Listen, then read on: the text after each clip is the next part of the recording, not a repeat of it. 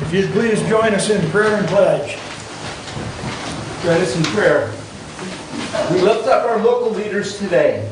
We pray for our mayors, city council, county commissioners, police chiefs, sheriffs, judges, and all who serve our local communities. Strengthen them with wisdom and grace for the heavy burdens they carry. May they manage their teams and projects with love, keep their hearts pure, and their eyes turned toward your face as they work in the best interest of the people they are called to serve. In Jesus' name, amen. Amen.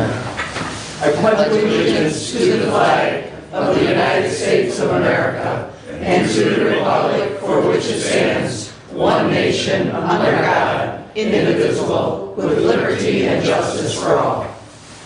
Thank you.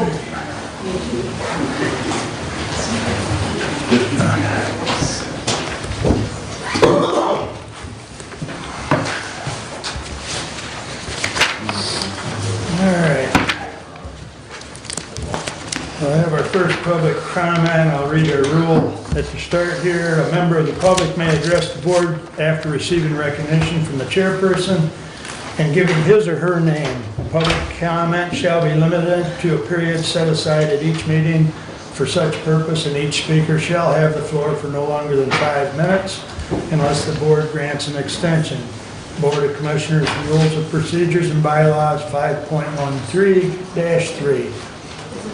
Also ask that you be respectful, and also if you have a comment on the road commission, that will be during the public hearing later in the meeting. So, with that said, I will open the public comment at this time. Anyone wish to address the board? Terry, go right ahead. Good morning. Thank you, Commissioners. Obviously, I'm here. Terry Gear, Executive Director for Hillsdale County Senior Services Center. I'm here regarding 22-063 resolution, and I just have an additional 4 points to make. I know we tried to keep our voters informed regarding the naming of Hillsdale County Senior Services Center, as we have been named the last 25 years on the ballot. But the 4 points I'd like to make are: in 2008, when county commissioners met to ensure ballot language, Commissioner Densmore, while publicly against the senior millage funding, explained that the duty of county commissioners was not whether they agreed or disagreed with placing the question on the ballot. The duty was in representing the people who elected them to place the question with Hillsdale County Senior Services Center named as entity providing senior services on the ballot, and let the voters decide, which all county commissioners approved that resolution, and I did bring the ballot language from 2008, copies of that. So they all approved because, surprisingly, Commissioner Densmore said it's our duty as county commissioners to give the voters the opportunity. Our duty is just to place that on the ballot. Even though 2, if not 3, of the county commissioners at that time, when they went to the polls, voted no against it, but the people's vote. So it was overwhelmingly approved 2-1 by a majority that Senior Services Center would be the one performing the senior services for Hillsdale County. 2, Commissioner Benzine raised some concerns regarding why HCSSC has a 20-year and 15-year term on the ballot. The one before you today is a 14-year term. County commissioners are the ones who requested the 20-year or charter millage, the longest length voters can approve, in 2004, so that there would be no liability to the county from a bond issue for HCSSC. They approved to refinance. We had a USDA loan when we built that building, and the county approved that if we were to go back to the voters for a 20-year millage, that they would then grant us a bond issue, which saved over $1 million in interest cost. We are one of the few senior service agencies in the state of Michigan to have a charter millage, and that was kind of a claim to fame for us because we value our seniors in this county.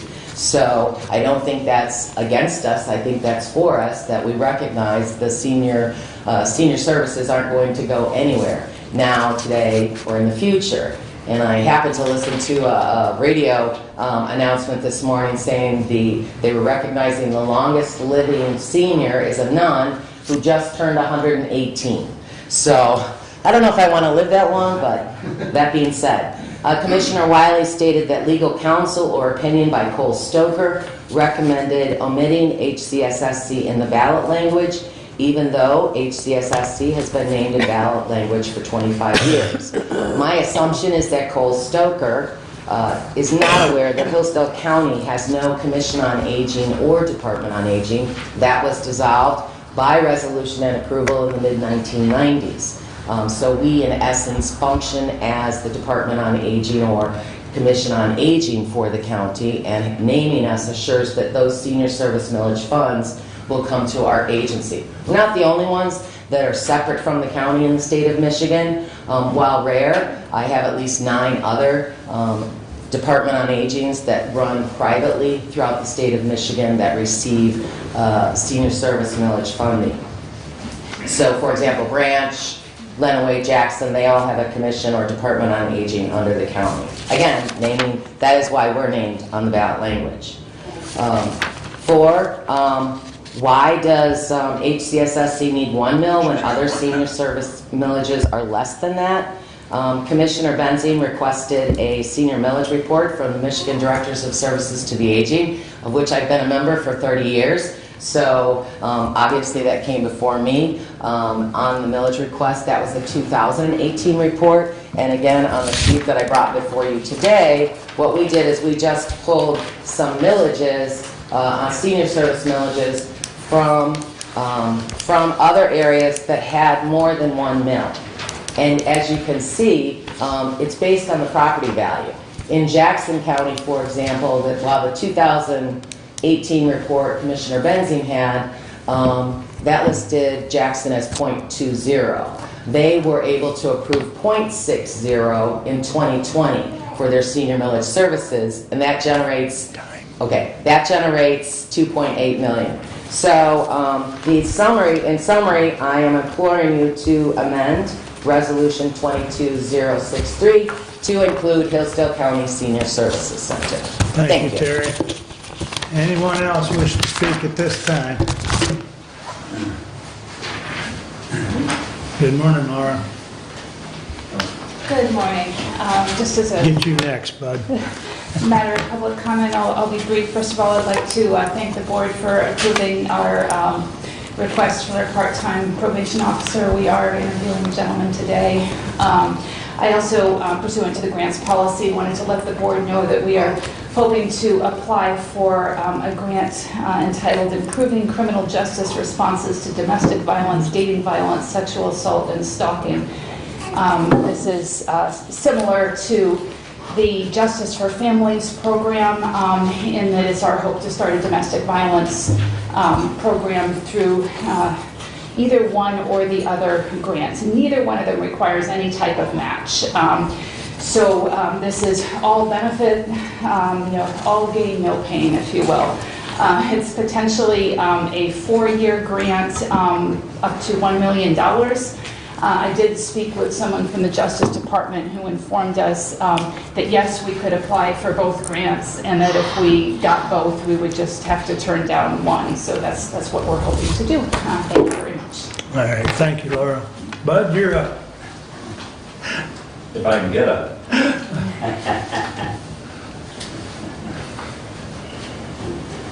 Good morning.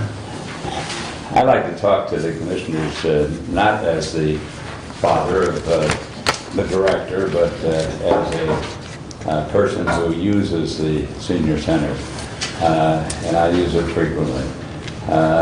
It's been a real blessing from many respects, and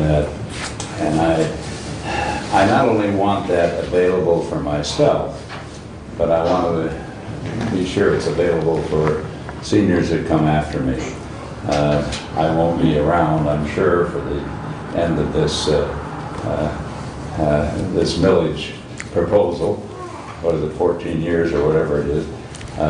But I really am concerned that this Senior Services Center continues to function and provide services.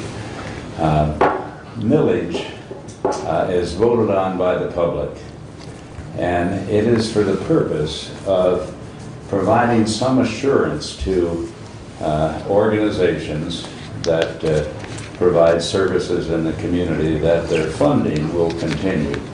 Obviously, the millage is a big portion of the funding for the senior center, and I think the request that the language be restored, naming the senior center, is simply a request for assurance from the commissioners that the funding will continue to support that facility, which obviously provides many services.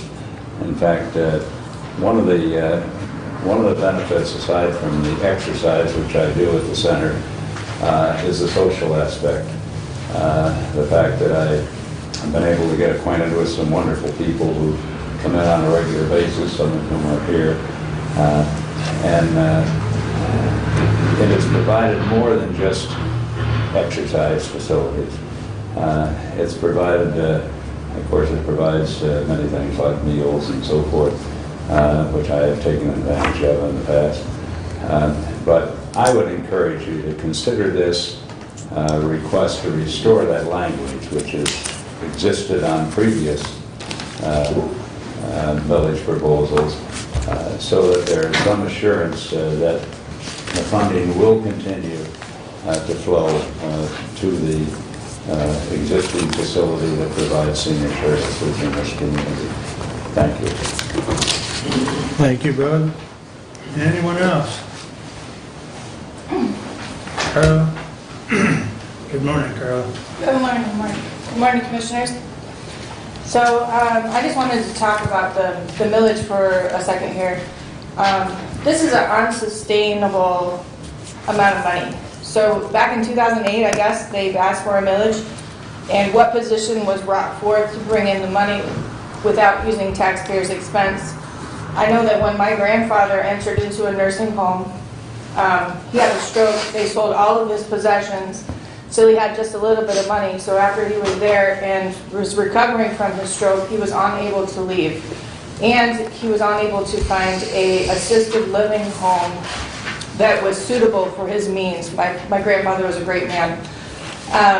The next thing is I wanted to talk to you about the estimates that we're looking at. For instance, Motorola. So ever since I was young, we had to have 3 estimates before we could bring it forth as this is what we want to proceed with. So my question is who's making money off of these deals? Is there somebody that's a brother or an uncle or a dad in the Motorola business, and that's why we're going with these estimates? Because I believe there should be 3. I appreciate all of you being here, and I'm hoping that these budgets can come under control. And I do agree that we do have some issues with our seniors. We have issues with everything. But how much more millage can you put on the people? This COVID thing was enough. The ARPA funds being borrowed took away rights. I know that they did. Nobody thought twice about using that money. And we're asking for millages for unsustainable positions. And to me, when my daughter wants something, I got to make sure I don't go in debt or have to borrow from somebody else to get that for her. And that's my own daughter. So we're talking about a lot of money here for years to come. And these millages just don't stop with seniors. They come with ISDs, and then there's other things. I mean, we're tapped right now. So anyway, thank you for being here, and good luck. Thank you. I'm sorry, I recognize you, but I don't remember your name. Good morning. Pat Knight. I lived in Thank you, Pat. Adams Township. I'm a retired government worker. I was a police officer for 32 years. My wife is a retired teacher. My wife's the one that got me going to the senior center to exercise and taking the programs. It provides so much, not just the exercise, the Meals on Wheels, the lunches, the camaraderie for a lot of seniors who don't get out, and then they would be in assisted living. but just the fact that the personnel that work at the senior center exercise area, they're all certified instructors, and they have classes, different classes. Shane Spar runs the programs there with stability, cardio drumming, things like this, and it's just a fabulous thing. And a good portion of it, like the exercise and stuff, is covered by person's insurance. Ours is covered by Humana Medicare. We have Silver Sneakers and quite a few others. As you check in, the computer, logs you into whatever program you're in, and most of the people there have hospitalization that covers the senior center. But the people there, and as Bud said, even just the camaraderie for some of the older people to get out and be able to see people and stuff like this. But my wife and I'm supposed to be here exercising this morning, so I took a break to come here, so I'll go tomorrow. I'm supposed to go to Pittsburgh Feedville, but I'll go tomorrow. And but it's really the programs there are really great and things like this, and the exercise machines, they're state of the art, and there's so many more people coming. I'm a senior. I'm 74 years old, but older than me, as Bud said to the young lady yesterday, the thing, he says, it was packed, and the place was full of seniors exercising, and he just said, "What are you doing? Giving out puppies?" But it is. There's more and more and more seniors and more people you recognize, and you can see that they're taking advantage of the total package, as you said, not just the exercise area, but they utilize the Meals on Wheels, they utilize, the tax preparation, they utilize the luncheons upstairs and stuff like this. And my big thing is the exercise areas. I love it, and it's state of the art. Thank you. Thanks, Pat. Anyone else? Please. Good morning. I'm Jeannie Nichols from over by Reading. And I noticed, Mr. Ingalls, in your prayer you asked for wisdom. And there's no doubt there's a lot of wisdom here in this room. Usually wisdom comes from experience, age, but there are a lot of young people who are wise beyond their years. So we do expect and know that you will be wise in your decisions in support of the senior center that does so much for the people of our county. I think of my mom who lived down by Camden, and she lived on a little road to the lake, and you would often see the Meals on Wheels driving in to bring food back to the people that live there and back out. So that was one of the many things that I have seen as being so helpful to people, as well as I enjoy walking, but sometimes I don't feel so safe walking in the country. So it was in November, I said to my husband, let's go to the senior center because we also have Humana and Silver Sneakers.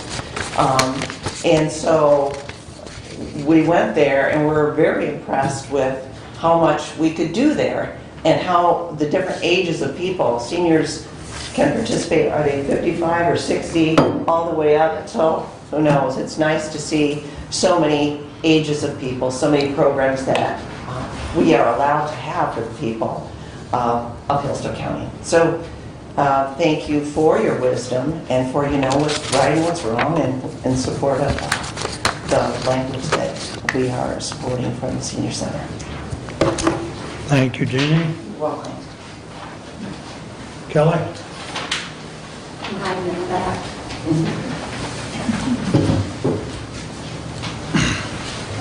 All right, good morning, Commissioners. I just am going to keep it quick. I have just a couple questions. First of all, I would like to know, and I'm all for the senior center. I think it's great. I think I might be almost a senior if I'm not already. I do get the Denny's discount. My husband gets upset with me, but I just wish we could see budgets to the divisions that come in. So like we say, our budget's $14 million, just so people have an idea what budgets are. So Carla got up and spoke, and she kind of drifted into the $9 million, and I watched a couple of people say, like, what is she talking about? Another division or another program that these commissioners are working on. So don't quote me, but I believe it's like a $9 million communication / tower for emergency services. And so I've kind of been calling around looking. So when I'm trying to look into some of these program type issues, and my thought is with that, and I just want to be clear on that, that's like for emergency services, which is important, right? But we do have cell phones, and I mean, I call China almost every day and talk to one of my foreign exchange students. I just wondered, is 9 million what we need? So I'm going to piggyback on that. So just so you guys know, when we drift and talk about some different things, there's a lot of things that we talk about. And I want to say thank you to all of you for being here for this. I think that there's a lot of senior area needed. So I worked for the health department for a lot of years. They have AAA, they are blessed. Right in their community, they have a lot of services. I would love to see, also get a little bit more of that. But I'd like to see it housed at your facility. I mean, just some of the work that they do is really neat. Hands-on, how cool would it be if you could just go say, have some other views? I just watched that happen and it's nifty. I'd like to see that. I'd like to see things be together in our community. Thank you. Thank you, Kelly. Anyone else? Please. Good morning. My name is Samantha Gordon. I am the Marketing and Communications Coordinator at the Senior Center. I want to piggyback after what this lovely lady in here in the back said. On our website, we post an annual report every year. We pride ourselves on transparency to the public, and we make that public to anybody. So all you got to do is go to our website, and you can find that information there. My mother-in-law is 76. She lives with me. I know that seniors remaining at home is the best thing for them. They heal faster. They're with family. This COVID, I lost a grandparent. Sorry. She used senior services for herself and for her mother, who lived to be 101 years old. Seniors are better at home. I wasn't allowed to see my grandparents when they were placed in a nursing facility. I didn't get to say goodbye. This is what people are up against. If they're allowed to stay home with a little bit of help from us at the senior center, why not? Why not? What's it hurt? People have been paying these taxes. They're not getting increased. Nothing is changing.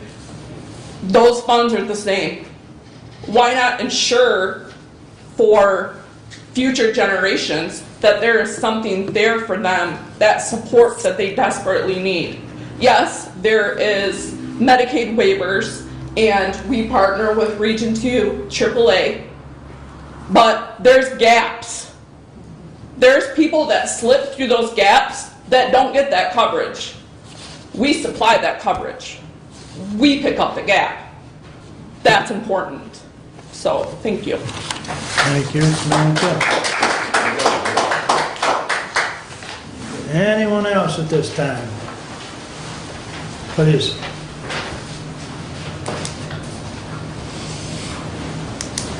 So good morning, my name is Tracy Fowler, and so I too would like to speak to the millage a bit. And so typically if I'm going to speak, I want to, one, assume positive intent, right? So I don't want to come in with a chip and assume why y'all are trying to do what you're doing. So as I looked at this, I thought, what is the intent, right? And so I really, first I have to say something that, to piggyback on what she just said. When you look at the numbers of the senior center, you look at the unique number of individuals that they cared for, every single one of those people is connected to a family, right? And so when you're helping someone age at home, which yes is better, and yes the outcomes are better, and all the things are better, right? And that's what people want. You're also helping that family so that children can go to work, so children can support that elder, so all of those things, right? So you're not just talking about those unique aging folks, you're talking about an entire family.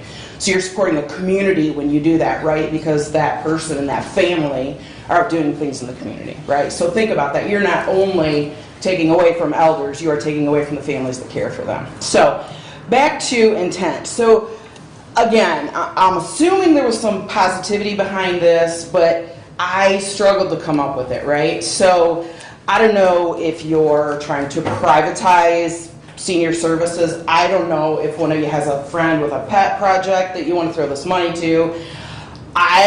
Honestly, I went through, are you just trying to wound the senior center? Because you got a long history there. You've done some things historically that we all remember, right? So this is not a boxed event, right? So I don't think any good is to be had by taking this language out, right? 40 years of service, and the notion that perhaps tomorrow you'll close, no, that's not going to happen, right? You have sitting in this room probably the most fiscally responsible, transparent director throughout the county, and I would delve into across the state, right? If you want to know, they will tell you, I'm sure. There's an abundance of transparency, and that is not today fighting for an issue. That is historically. We can all, as community members, go and see how the spending is done and what the services are. There's no secrecy there. So, kind of shame on you about that. I surmise, as is in most situations of a board, you all don't have a lot of experience with aging persons, issues in that regard. You, I hope, are making what you think of this based on decisions and you know, trying to run the county a little bit. Again, I went into this positive intent, but I'm failing to find it. People want to know where their money's spent. When I go to the ballot box, I kind of feel like this is a shell game, right? So I feel like if you don't change this language and you don't add the center's name in there, you're not going to let the people know this is a new millage, right? Because this will be a new millage. While it won't be, it's a shell game, right? You're going to take their name out. People are going to vote thinking they're voting for the same thing. Then you can choose to spend the dollars in any fashion that you choose. That is irresponsible. I will read that, and others will read that ballot and go, well, where did the senior center go? And where are these folks going to put that money? There's a lack of trust throughout the community. You know that. Taking this language out and trying to play the shell game of, oh, we're just protecting the money. They're not closing. So don't fool yourselves. Whoever came up with that as the blanket excuse for today, nah, that's not a good one. And I think, again, I would venture to say that this is the most fiscally responsible organization you've got in the county, but you consistently want to pick at them, and I don't get that. I have some thoughts on that, but probably not fit for a public conversation. You have an organization, you have a director who has a heart and a passion and a history of caring about the people they serve. And again, caring about the people they serve, caring about families. There are folks that don't go there, but may have someone at home with chronic disease conditions like Parkinson's or Alzheimer's. And in this county, there are no other resources. They can go to the primary care and they can say, oh, you diagnosed my dad with Parkinson's. Can you talk to me a little bit? Primary care is fee for service. They ain't got time for that, right? But they can come to the senior center and they can sit down with others suffering from the same issue and talk about that. And they can get that information and they can get that support. Again, we're talking about families. I implore you, whatever it is that you thought was a good idea about changing this language, amend the language, put the senior center back in, or this will be perceived by many as you and another personal attack against the senior center, and that will not be tolerated in this community. Thank you, Tracy. Thank Anyone else wish to talk at this time? I would like to get up. That's a hard act to follow, so. You catch the second act, Bob. I'll take a second. Thank you. All right. Thank you all for your comments. Move on to consent agenda. I'll move for approval of the consent agenda, but I would like to move 22061 down under my turn report, please. All right, so we're pulling that one with adding the substitute that's at your stations? Yep. And that's under your report? Yes, sir. Okay. All right. Did we get a support on the? I'll support. Okay. Any other additions or corrections to the consent agenda? Hearing none, all in favor signify by saying aye. Aye. Those opposed? Correspondence is listed. Any comments on correspondence?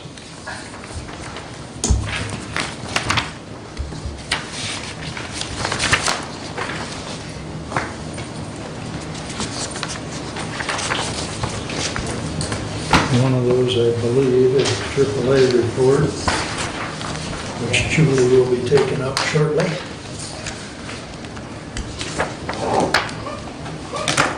All right, moving along, I would entertain a motion to approve the regular agenda with the amendment that's already been made. So moved. Support. Any additions or corrections? I will comment that we will take up committee reports immediately so that we'll take our standing orders in the progression of the times indicated. So with that said, all in favor of the regular agenda, signify by saying aye. Aye. Those opposed, same sign. Regular agenda is approved. Moving to committee reports. Kathy, you're up. All right, the first thing I wanted to talk about was the funding for the 800 megahertz radio system.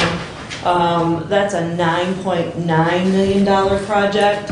Approximately 9.6 is with Motorola. The rest of it is with a separate company that's providing pagers. At the last meeting, we passed a resolution to put a .75 mil on the ballot for August, I believe. Since then, I have come across that as part of the budgeting process at the state of Michigan, that their budget will start October 1st of 2022. There's $100 million grant monies for radio tower grants. This is federal money that the state is allocating to this. Now, know that this is part of the budgeting process. It's coming out of the State House of Representatives. It is not a done deal yet, but it's $100 million. The maximum grant is a $25 million with a 20% match. So if we need $10 million, a 20% match would be $2 million. The other possible funding source is we have had communications with Senator Shirkey's office about being specifically allocated a grant process for our radio system. And I believe that Brent has sent a letter to his office. I don't know what he's heard back. But what I would say is that those are funding sources, and I am concerned with putting the millage on the ballot at this point until we maybe know more about these other funding sources. So I wanted to bring that to the full board for consideration, and what our path forward is, I'm not sure. I'm not sure if we rescind the resolution, if we go forward with the resolution as is. Do we have time to talk about it? I don't know those things. But I do know there's two potential funding sources out there that would help with this project. So do we want to discuss that now? Mr. Chair, first, Go ahead. I just wanted to correct, it was not a resolution, it was a motion. So, Okay, thank you for the correction. And we did not follow that up with the resolution this month as part of the consent agenda, so where does that leave it? I the don't, current status on that, Commissioner, is that the language was submitted to Cole Stoker, Dave Stoker. Following Dave Stoker's counsel, he wanted it to go to the bond council first. The treasurer submitted that to the bond council. Bond council was unavailable until yesterday. We did receive back late yesterday that information. I then forwarded that on to Commissioner Wiley, who then forwarded it on to Mr. Stoker. As soon as we hear back from Mr. Stoker, I was hoping we potentially could have it for tomorrow evening and be able to see that language by tomorrow evening. I don't know if that time frame, today is a pretty full day, So I don't know what Commissioner Wiley's availability is on that, but that is where we are currently at with the language, why and well, we don't have a resolution today, because simply it has not been returned back from legal counsel. Okay. And again, yes, I have reached out to Senator Shirkey's office. As Commissioner Schmidt indicated, part of the budgeting process that the legislator is going through, and that was highlighted in the, I do believe, the April 15th email from Michigan Association of Counties to all of us, where the State House Appropriations Committee is writing some of this grant funding language into their budget that they're working on, which is a little different than what the governor had proposed in her budget. You can go online and view the copy of that budget. As we discussed at our last meeting, the Sheriff's Department last year was granted $210,000 in an earmark underneath the Michigan Enhancement Grant, which was part of $146 million in one-time appropriations that the legislature approved in last year's state fiscal budget. There were 175 total projects approved in those one-time appropriations in that a year ago. I'm not a fan of earmarks, but if the legislature is going to be doling out $146 million of taxpayer money, I have requested that we get a fair share of that returned back to the citizens of Hillsdale County, so that we potentially don't have to hit the property owners with an additional property tax levy. I'm concerned moving forward, we're spending money on a bond attorney now. I don't think we have looked at all of those other possible funding sources before first going to the citizens of the county and asking for another tax millage. I think we need to wait our time, look at those other funding sources, see where the legislature comes in. Because yes, I have heard back from Senator Shirkey's office, they're working with Representative Fink's office, and I fully intend to reach out to Senator Losada's office and to the two representatives from Monroe County who are on the ballot for the other senatorial seat representing Hillsdale County starting next year, and ask for their assistance as well, because those are my tax dollars the same as they are the citizens' tax dollars that we represent. And if the state's going to allocate them, whether it be in the grant fund program that the state house is looking at, I think that's a better deal for us than us adding another $0.75 mil levy onto the citizens of the county to pay for this project. So when do you expect? The last communication I had from Senator Shirkey's office was yesterday, and I haven't had a chance to reach back out to Representative Fink's office from that as yet. So, because I know Representative Fink wants to push the lead for this, because that right now is in the State House in their appropriations committees. I would certainly think we might have some more information by the next meeting then. But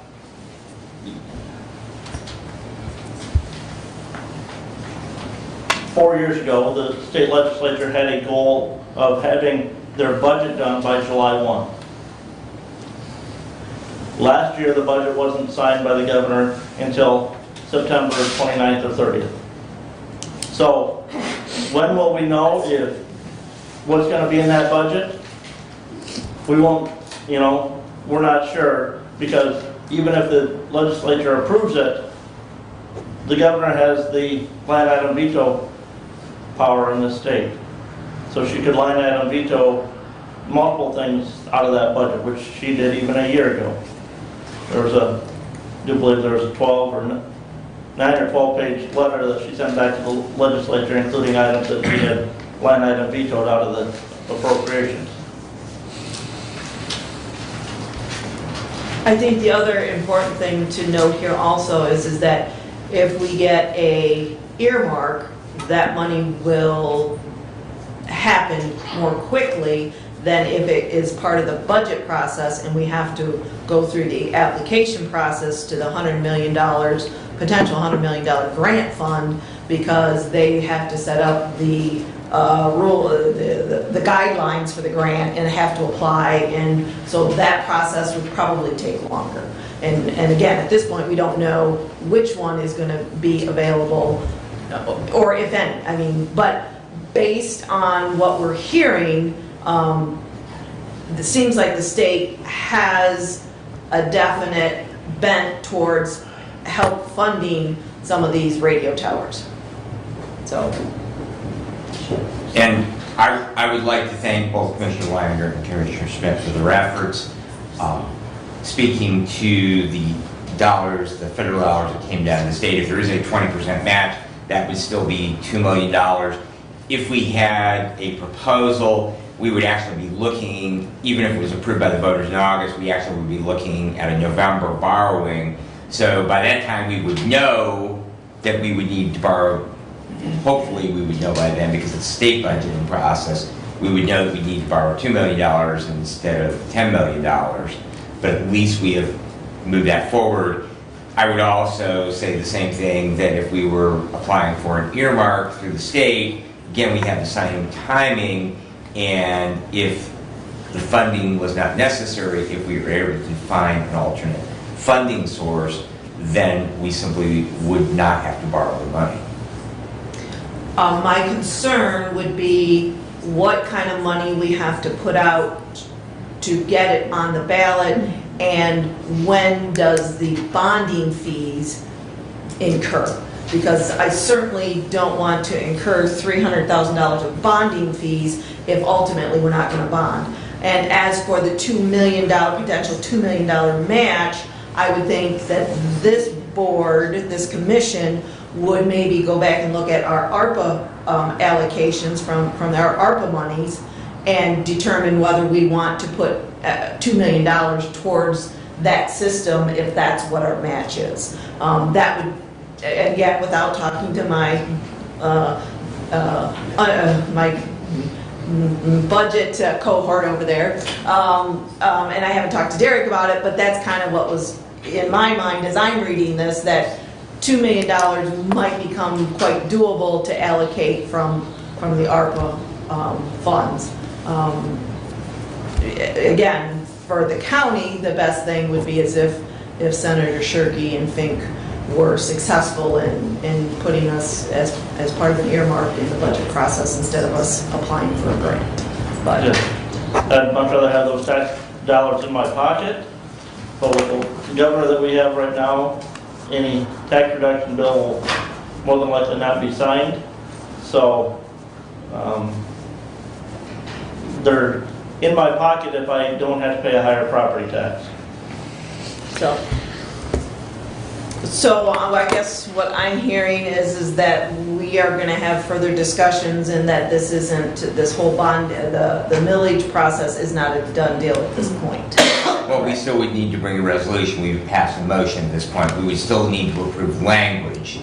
And so until language is approved, it could not go on the ballot.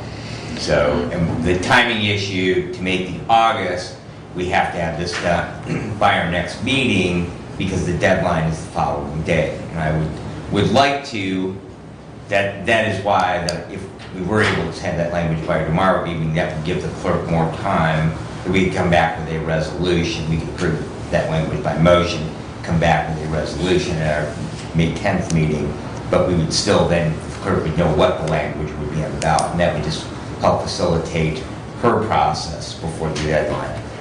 So I certainly understand. The big thing is that if this goes to November, we most likely are going to incur price increases. Obviously, everything is negotiable, but there most likely will be price increases.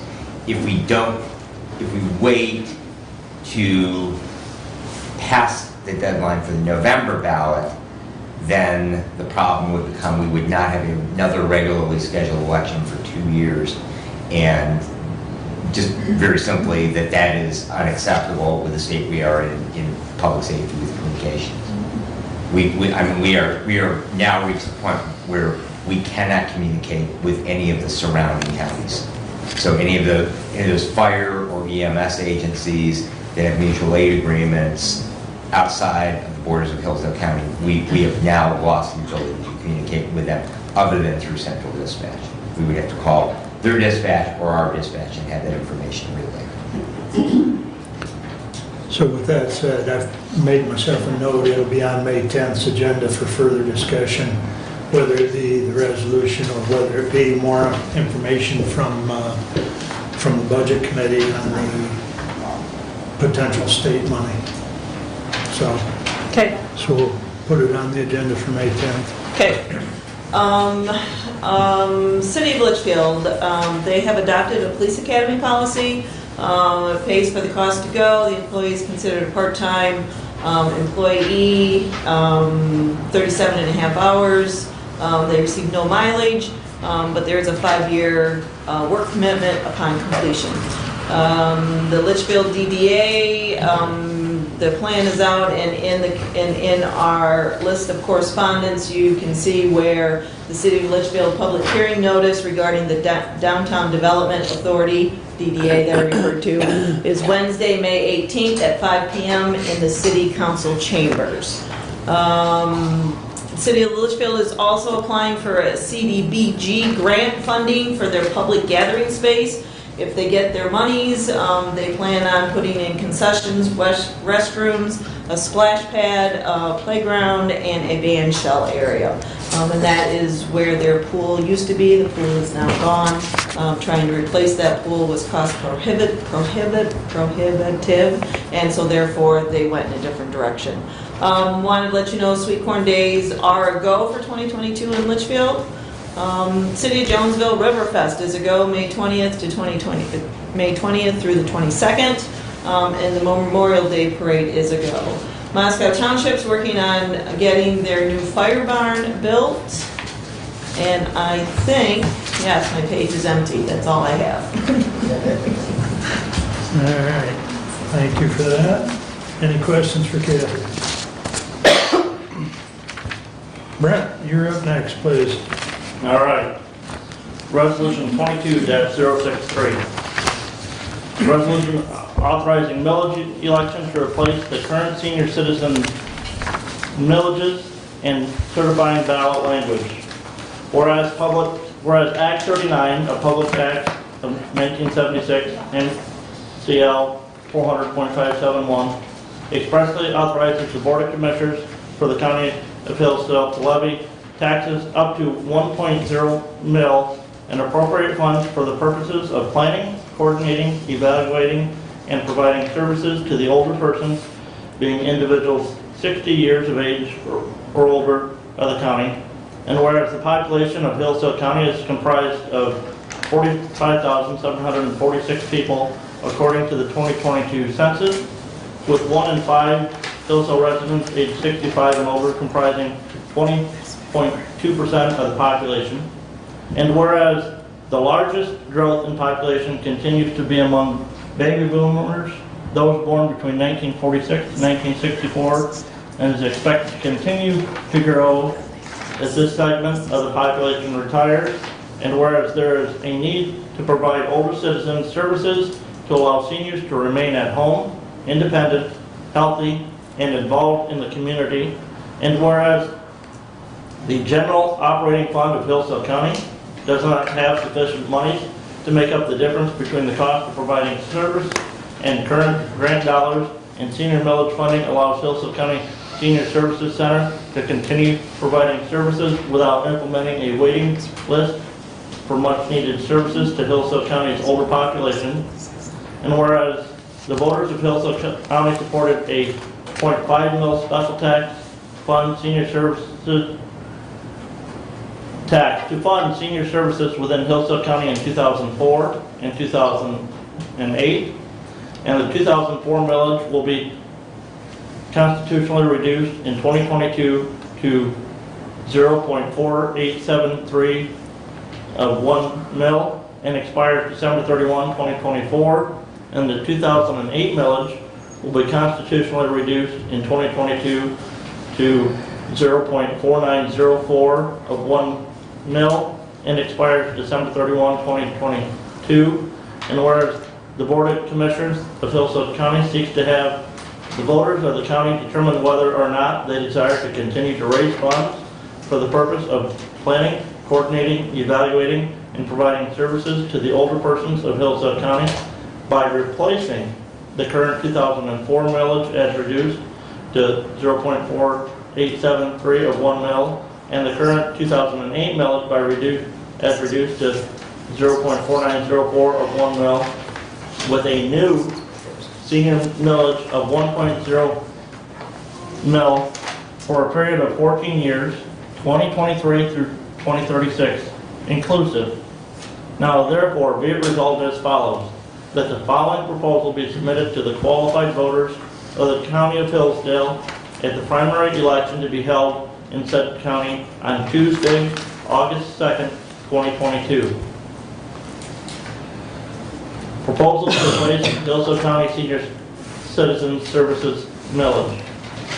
For the purpose of reauthorizing the funding of the intended purpose of continuing planning, coordinating, evaluating, and providing services to older persons within Hillsdale County, shall Hillsdale County replace the current 2004 Senior Services millage of 0.4873 of 1 mil due to expire in 2024, and the current 2008 Senior Services millage of 0.904 of 1 mil due to expire in 2022, with a new combined replacement increase in the total amount of taxes which may be assessed in 1 year under the Constitution upon all property within the County of Hillsdale, Michigan, and shall the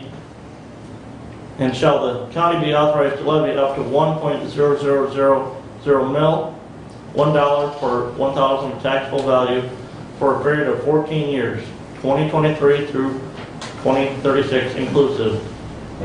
If approved and levied in full, this millage will raise an estimated $1,719,000 for the countywide senior citizen services in the first calendar year of the levy. As required by state law, a small portion of the millage may be distributed to the downtown development authorities of the cities of Jonesville and Litchfield, and the local development finance authorities of the cities of Jonesville and the village of Camden, and the tax increment finance authorities of the cities of Hillsdale, Litchfield, and Reading.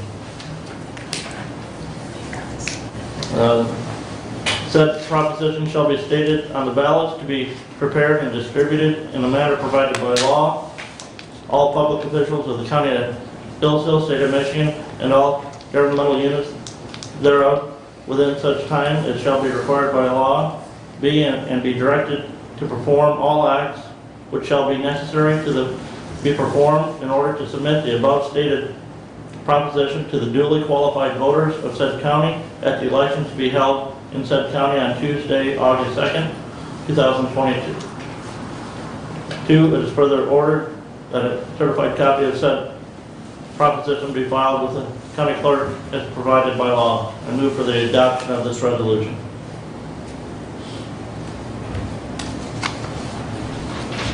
Support. Thank you. Who wants to talk first? Brent? Well, we've heard many comments this morning from the public, and the language that was presented to us was presented to our attorney. And our legal counsel advises us that we cannot, or we should not include a named entity in that ballot language. We have recently in this county approved 2 other millages, one for the mental health services and the other for the ambulance services, and neither of those millages name the specific recipient of those millage dollars.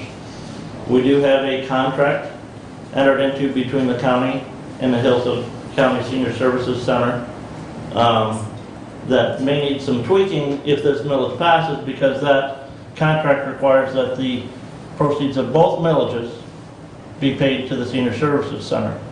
So if we go to one millage, we may need to revise that language to to reflect that change of the citizens of the county. And it's really that contract that determines where those proceeds are paid.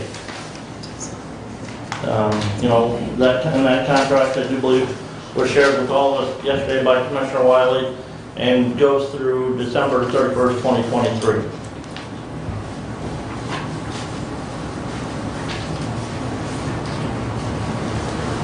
Comments? Go ahead. Thank you, Mr. Chair. Commissioner Leiniger, I appreciate your comments. I just wanted to address a couple of things. First and foremost, this is an increase in funding, and dedicated. We are required by law to use this for the provision of senior services. So there is no way that these dollars can be reallocated, reappropriated for any other purpose than for the purpose of providing senior services within the county. So it's not a shell game or any other way. Plus it is an increase. Did a little looking on the web for information about senior millages throughout the state of Michigan and within the 83 counties. Hillsdale County is one of 8 that levies one full mill, obviously reduced by any Headley rollbacks. Because this will be resetting them and removing those Headley rollbacks, it actually is an increase over and above what they are currently receiving. And I distributed to all the commissioners via email a document I found actually from a packet from the county of Jackson. In 2018, Hillsdale County, their millage generated $1,093,125. The language we've heard today is for $1,719,000, $675,000 more than we would have been levying 5 years ago. So that's a pretty substantial increase in the amount of dollars. I found the comment about privatization interesting in that we already have privatized because we are regularly told by the director of the Senior Center that they're a private, nonprofit organization. And like many other private organizations, we have already privatized 20 years ago senior services in Hillsdale County. We disbanded our own county department on aging and privatized that by contracting or hiring a private nonprofit corporation to provide those services. Also, as Commissioner Leiniger noted, none of the other millages that we collect on the behalf of other entities, first and foremost Lifeway, which is actually an authority, a creation of government, it does not specifically name them. We collect that for the provision of mental health services within the county. We can only use those dollars for the provision of mental health services in the county. But we then contract with primarily with Lifers, although we have taken some of those dollars and given them to another entities, the Spark program here within Hillsdale. We bought a van for them and helped them in some other ways. We also have 5 ambulance providers within Hillsdale County, the largest of which is a private nonprofit corporation.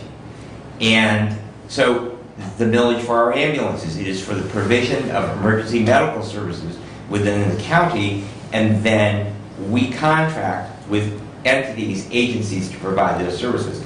So I see this language is no different than what we are doing. We're collecting more money, and we are actually extending the term of not 1, but 2 millages out to the maximum allowed by law. I see that as a win-win for the seniors of Hillsdale County, of which I'm one of, and many of my fellow commissioners are as well. So, thank you. To the one comment that you say that it's an increase. It's potentially an increase, and I want to specify that. The millage language would allow up to 1 mill levy the first year. Okay? But that's no guarantee that the Board of Commissioners at that time will levy 1 mill in the first year after passed, because, let's say the language would allow that, it's not a guarantee that the commissioners sitting at this table at that time will levy the full figure. So that's not guaranteed that it's potentially going to be an increase in taxes on the citizens. It has the potential to be, but it's not guaranteed, because it's not mandated that the full mill be levied. The other thing, and I appreciate Commissioner Wiley sending that contract through to us, because reading that, you know, a lot of these millages for the senior center were done to help them refinance their debt and to pay their debt, and so we're doing a lot of that with, or some of that, with this millage from the citizens of the county. But that contract that is signed, when their debt is paid off, requires them to set money aside for capital improvement projects. So it's also a reminder to this body that we can't just say that when the senior center's debt is paid off, that we're going to reduce your millage because you no longer have the debt payment. We need to go back and reread that contract, because we've entered into an agreement with them where we're going to continue to levy the taxes, because they're going to set the monies aside for capital improvement, repairs, and other needs of the seniors in the center there. So it was good to have that to remind myself of that contractual obligations this body has entered into. Well, and that's why back up in the language of the resolution itself, Hillsdale County Senior Services Center is noted, because there again, Council Dave Stoker indicated that kind of helps tie everything together as far as the contractual agreement and the resolution. But, you know, that just keeps everything kind of tied together, so. Kathy? I fully support the senior center and what they do for our senior citizens, of which I became eligible yesterday. So, joined a new club, joined a new community. Thank you for accepting me. I think they provide an invaluable service. I don't think any of us are in disagreement with that. I think we're all in full agreement with that. It's about the funding and the language. We've been reminded up here of other times that we've been incorrect in what we thought was a correct decision. We switched the flags, we were incorrect. We put postings on the door, potentially we were incorrect. I don't know that we are in full agreement whether they have to be posted there or at the clerk's office, but again, that's kind of a moot point. I think, since I've been on this board, we do try to do what is correct. And so my understanding of not naming the Senior Services Center specifically in this resolution is because it was incorrect the last time, is what our legal counsel is telling us. So as a commissioner, I'm going to try to do what's correct.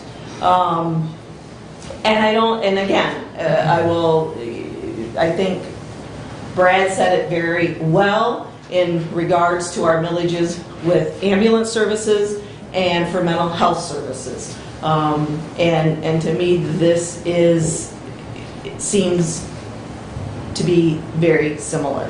I will also, if this millage is passed as 1 mill, it is an increase in taxes, because as stated in the resolution, without increasing it up to 1 mill, that is not what would be levied. And so that is a tax increase. I'm a little concerned, again, by the way it's written, because again, we can levy up to 1 mill. This board can choose not to. The whole argument that this county has gone down before on what they could levy versus what they would levy, I believe went to court. And I certainly would hope that wouldn't happen again. So my preference would be is that it would be a renewal and it would be a renewal of the half, or and not combine them, but a renewal of the millage, so that it is very clear that we're renewing the millage and we're not increasing the millage. As Brad also said, there's been a large increase in funding that results from the millage. Part of that is that windmill project, and this board, when the windmill project went in, or the commissioners at the time, decided to allocate those monies towards helping rectify the unfunded position of the pension over in the sheriff's department, and also pay for the bonding to do the courthouse heating and cooling system. And so, again, the senior center has also benefited from the windmill project in increased revenues. So ideally, I would like to see actually just a renewal of the current millage instead of combining them and setting them at a mill. Doug, you have any comments? Yes, I do. You may. Thank you.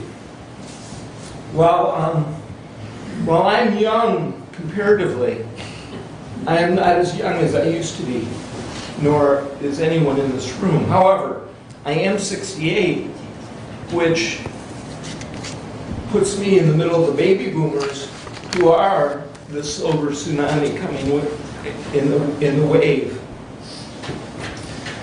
And while it's been said that, and questioned, the experience some of us as commissioners have with the senior center, my experience is more than minimal. My father was 94 years old when he needed help. And it was to me to help my father. To me. And I could not have helped my father without the help of the senior center. The senior center provided all of the opportunities required for my father to stay in his home, which has been mentioned, how important it is for a senior to stay in their home. The senior center provided daily help with my father, multiple times per day on many occasions. We had a system that had evolved that included as many as 9 assistants from the senior center who would come to my dad's home to help my father with eating, to help my father with exercise, to help my father with medication that he would take. And as I look in the room, I see many of the people that were part of that program that helped. That was my team that the senior center helped me create so that I could help my father. So my experience with the senior center was terrific. My father passed when he was 96, and one of the first things that I did was I went to the senior center and met with all the folks that helped and thanked them, because without their help, my father would have had a very difficult time if he would have made it at all to 96. So I do appreciate in every way the value of the senior center in our community. And I, in my experience as commissioner, have gotten to know these folks here who are honorable in every fashion, who are strong commissioners for our county, that do have the interest of our citizens, both in terms of services provided, in terms of fiscal responsibility that we all have. This group of commissioners, I'm proud to be part of. I've been part of other commissions, I've been part of other councils, I've been part of other government agencies, and this is, to me, one of the best groups of commissioners that we possibly could have, representing the citizens in our community for the services, including the service of the Hillsdale County Senior Center. I was provided last night with an email of the contract that the Board of Commissioners in Hillsdale County has with the Hillsdale County Senior Services Center. It was established January 1 of 2021 through December 31 of 2023. And I'm fully confident that that senior contract, contract with the Senior Services Center, when it's time to renew, will be renewed, because the Senior Services Center provides our senior services. It's been described in many fashions by many commissioners and other people on how that happens. For this resolution, I move the table.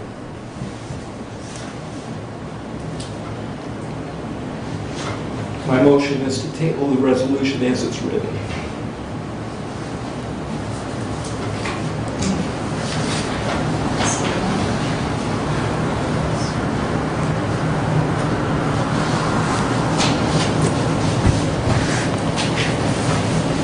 I don't hear a support, so it'll die for lack of support. Can I ask for information? Move to table is non-debatable, Okay, well, it's not, okay. so I'll support it, so I can have discussion. You can. you can't You still discuss. can't discuss. Can't discuss. Okay. It's non-debatable.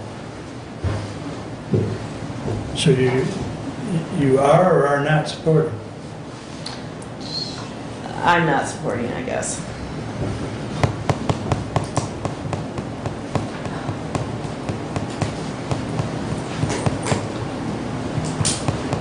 It dies for lack of support.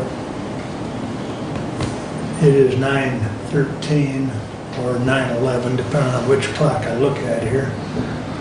And we have a 9:10 standing order. But we have a motion on the floor, sir. That is correct. And since you made the motion, your pleasure is, I would call for a roll call vote. Commissioner Leininger, Yes. Commissioner Ingalls, No. Commissioner Schmidt, No?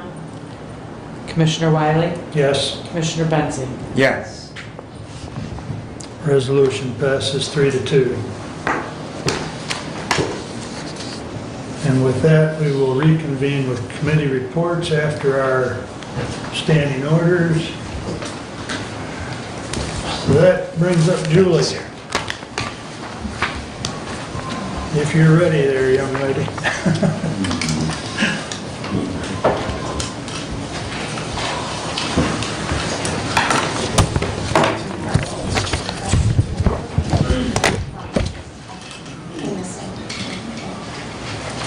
Do you have any written copies with you? I didn't bring written copies. That's fine, Okay. that's fine.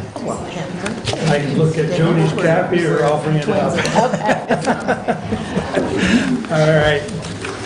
Anytime you're for ready. me? Okay. Anytime. Well, thank you, commissioners, for inviting me today. You should have a copy of my report, and I'll make a note for next time to bring more written copies.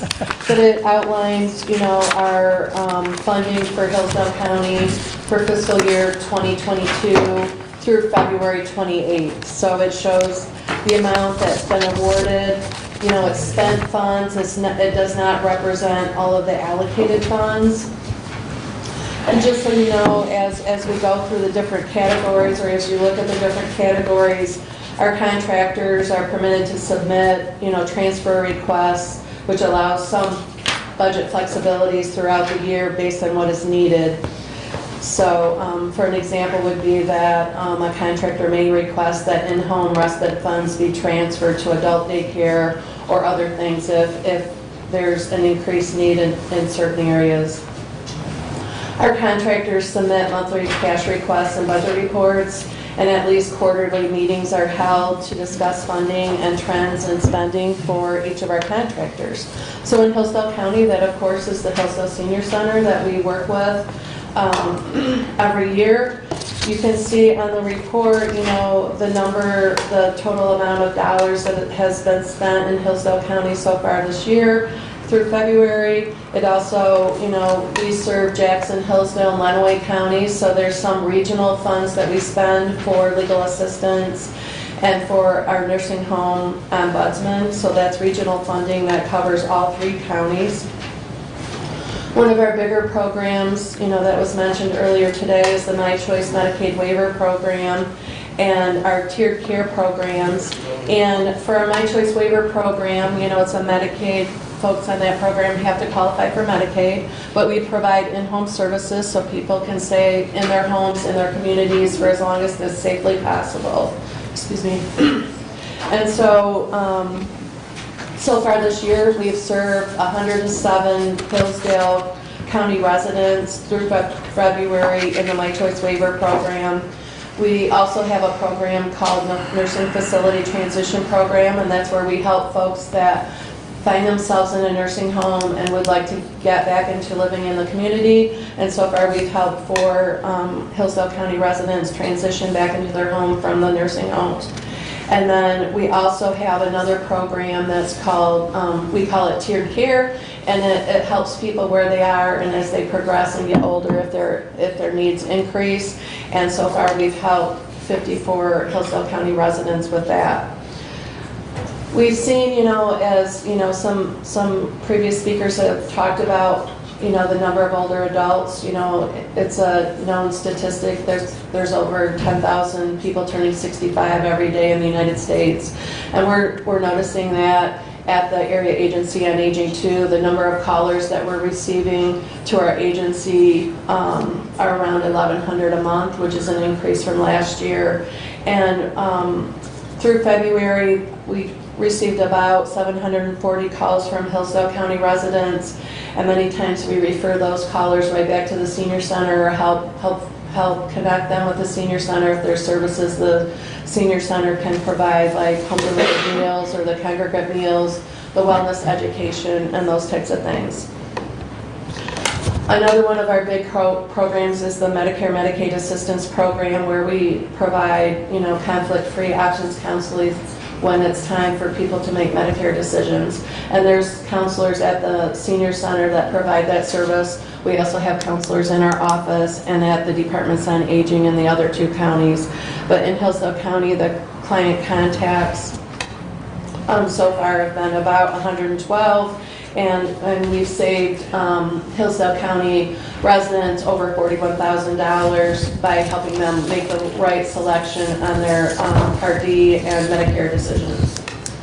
We're in the middle of our planning year. Every 3 years we have to do a multi-year plan, and this year we're in the middle of that right now. We've done community needs surveys throughout our 3 counties, and there is a survey that's out there. I invite you all to take the survey if you haven't already, and you can find it on our website or by calling our office. But we've already had a focus group at the Hillsdale County Senior Services Center. We have another public hearing coming up at the Grass Lake Senior Center in May, and then we're going to be doing a public hearing at our advisory committee meeting at the Region 2 offices on May 21st at 10 o'clock. Anyone is free to attend if they would like.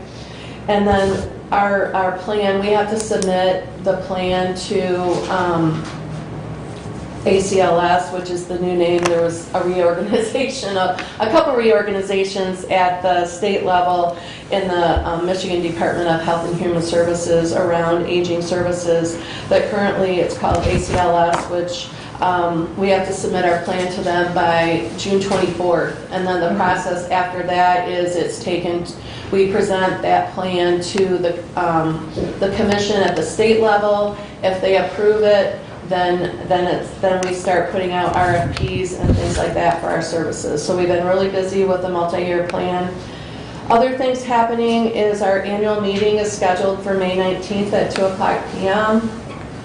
And then during the month of June, we're having an event, a fundraising event for our Safe Haven program, which is a program that provides services to support older adults who have been abused, neglected, or exploited. We're part of a grant project with the Area Agency on Aging 3C to work in Hillsdale Branch and St. Joe with the health departments to come up with, to review emergency procedures. And we have a final report that our team is working on with representatives from those 3 areas, and that will be available soon. And then we're currently working with our contractors, including, the Hillsdale Senior Center, on equipment requests that we can use Older Americans Act dollars or some of the ARPA funding that we received to help with large, and they have to be over $5,000 equipment purchases. And there's a whole, list of standards we have to abide by to make sure that what is allocated towards the equipment is only for Older Americans Act funding dollars. So you have to make sure all of that. So we're working with, Terry and her crew to make sure that we have that presented correctly. Something exciting that's happening at the Area Agency on Aging is our board has been working through building a new building, and we've found that we've outgrown our space there in Brooklyn, so we are working on that. We're getting really super close. Bids are going to be reviewed later today, and the board should have a go or no-go soon on the new building, but we're really excited to have that new space. It's going to be over 24,000 square feet, 3 stories. The basement will mainly be used for storage, but it could be expanded for other use later. But it's still planned to be right there in Brooklyn. We have received a donation of some property, a partial donation of some property from Dr. Cole in Brooklyn, where his office was, and so we've been able to pursue our new building. Something else I want to remind you all of, and we at the Area Agency comment support for advocacy for older adults and senior issues. And right now, you talked about the budget time at the state happening, it's also at the federal level where they're talking about budgets. But Older Americans Act funding is really important. We haven't received increases of substantial increases in several years, and we are really pushing for that because that money does flow down to the local counties and our contractors for things like meals, in-home services, information and referral, wellness classes, all those sort of things. So as you're talking to your legislatures, if you will put in a plug for funding of senior services, that's really important. We're asking also for an increase in the My Choice waiver rates to help support in-home care, as well as funding for some caregiver supports. Informal and formal caregivers are some of the most important people we count on every day to provide services in the home. And that's how I'll wrap it up, unless you have some questions for me. Julie, I do have a question. Okay. On the My Choice, so the tiered care program, so clients receiving assistance at home, you've got tier 1, tier 2, tier 3. Could you give me some idea of what's entailed in the different tiers? Yeah, tier 1 is more folks, and I'll ask my colleague Nicole if I get this wrong to help me out with it. But tier 1 are folks that maybe just want to call once a month. Maybe we've provided a PERS unit or something like that in their home, but we check in on them each month just to make sure things are going okay. When you get to tier 2, maybe they need a little more help. Maybe they're having some cognitive issues. Maybe they just need, some home delivered meals or some things like that will help them be successful at home. And when we get to tier 3, then we're talking about folks that maybe need some help managing their medications, in addition to, meals in the home and or a visit by a homemaker or someone like that. Did I get it right, Nicole? So essentially, it offers case management services using a tiered approach to care. So tier 1 is for people that they usually have some pretty decent informal supports in their lives. But what we found is by, kind of introducing ourselves and our contractors to people early on, it lets them know where to go instead of having to wait until there's a crisis, which then, makes the process much more difficult. Okay. Yeah, thank you for that. Thank you, Yeah. Nicole. Sure. And lots of times too, it helps people learn about our agency and the local senior centers and such, so that when they have a different question or something else comes up, they know who to call, and they already have a relationship, so. Good. Thank you. Brent? And Julie, I don't believe touched on it, but at our meeting last week, Thursday, the agency received their audit report back from Raymond. I've got a copy of that here if any of the other commissioners wants to review that. Did see an increase in fund balance, a sizable increase in fund balance last year. As Julie talked about, the building project there will be fully paid for out of the existing fund balance of the agency. Yeah. So, no additional funding needed for that. And yes, they're reviewing bids this afternoon. Yeah, and in the audit, there were no findings. Everything was found to be, correct and fully supported, so no findings in the audit. The fund balance, will be used to cover the building. We are going to start a capital campaign too to offset some of the funds. But, the board has been really supportive, and I thank Brent for his support on our board. And Curtis Gale also serves from Hillsdale County and has for several years, so they offer a lot of insight. And Curtis has been part of the building committee since it started. Well, it started before the pandemic, so. What's the plans for the old building once the new building is complete? That will be a board decision, but I expect they're going to try to sell the old building. It's right on the main street in Brooklyn. I know, I've already had some inquiries about what's going to happen to the building. There may be some other, vendors or storefronts that want to go in, and, it's kind of a quaint village environment, and there's it's a prime stores location. up and down. Yeah, and there's a new restaurant coming in and all sorts of things happening in Brooklyn, so I expect we'll try to sell it. If not, there's always options to lease it or something like that. Sure, okay. Doug, do you have a question? No? Thought I saw you. Kathy? Brad? Thank you very much, Julie. Thank you. Thank you, Julie. All right. Mark, you've got somebody raising their hand here. I don't know if it's something you want to acknowledge or not. I'm not sure who she is, so. Well, I'll entertain it. Go ahead. My name is Reverend Kathy Shively. I am the coordinator for King's Cupboard. I am also the parent to somebody who receives the My Choice program. Okay. I want to make this very clear. It is not just seniors. My daughter Kirsten functions at or below 2 years old. She has Angelman syndrome. There is not one thing she can do for herself.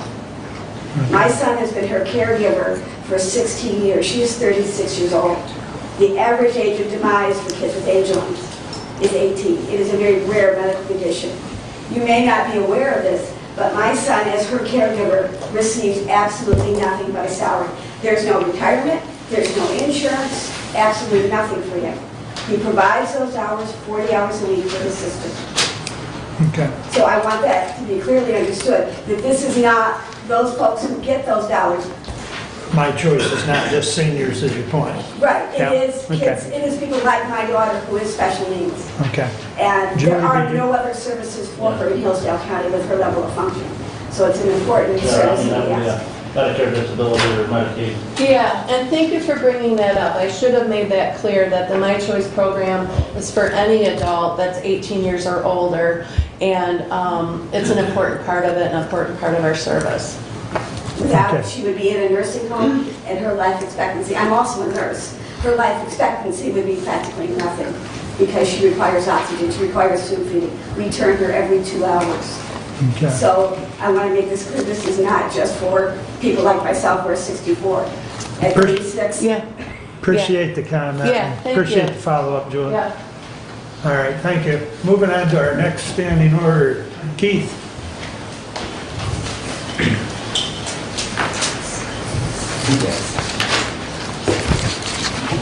Good morning, Commissioners. It's our quarterly meeting, so I wanted to come in and talk to you guys. We received our millage monies yesterday. Thank you very much for getting that out to us. But to start it off, this is just for the month of January through March, January 1st to March 31st. There's information that I wanted to share with you. We'll start with our response times that we have here. Our ALS life-threatening response time, 11 minutes and 43 seconds. Average stat transfer response times, 19 minutes. ALS non-threatening, 12 minutes and 15 seconds. One thing I wanted to bring out to you that what is new is our priority response policy that we implemented on January 25th. What that basically does is for Reading Emergency Unit, we've come up with our own policy on how we're going to respond to 911 calls due to the fact of the county not having priority dispatching. We got with our lawyers, we came up with a policy, and it's been implemented since then.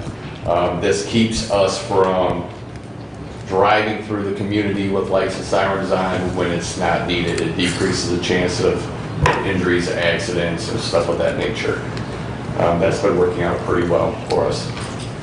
Our staffing levels as of April 26th, that's where we're going to be standing, where we have 7 cleared paramedics, 6 EMTs. We have 2 EMTs that are in the pre-employment phase for full-time jobs, and we have 8 casual EMTs working for us. At this point, we're running 2 ambulances 24/7, 365.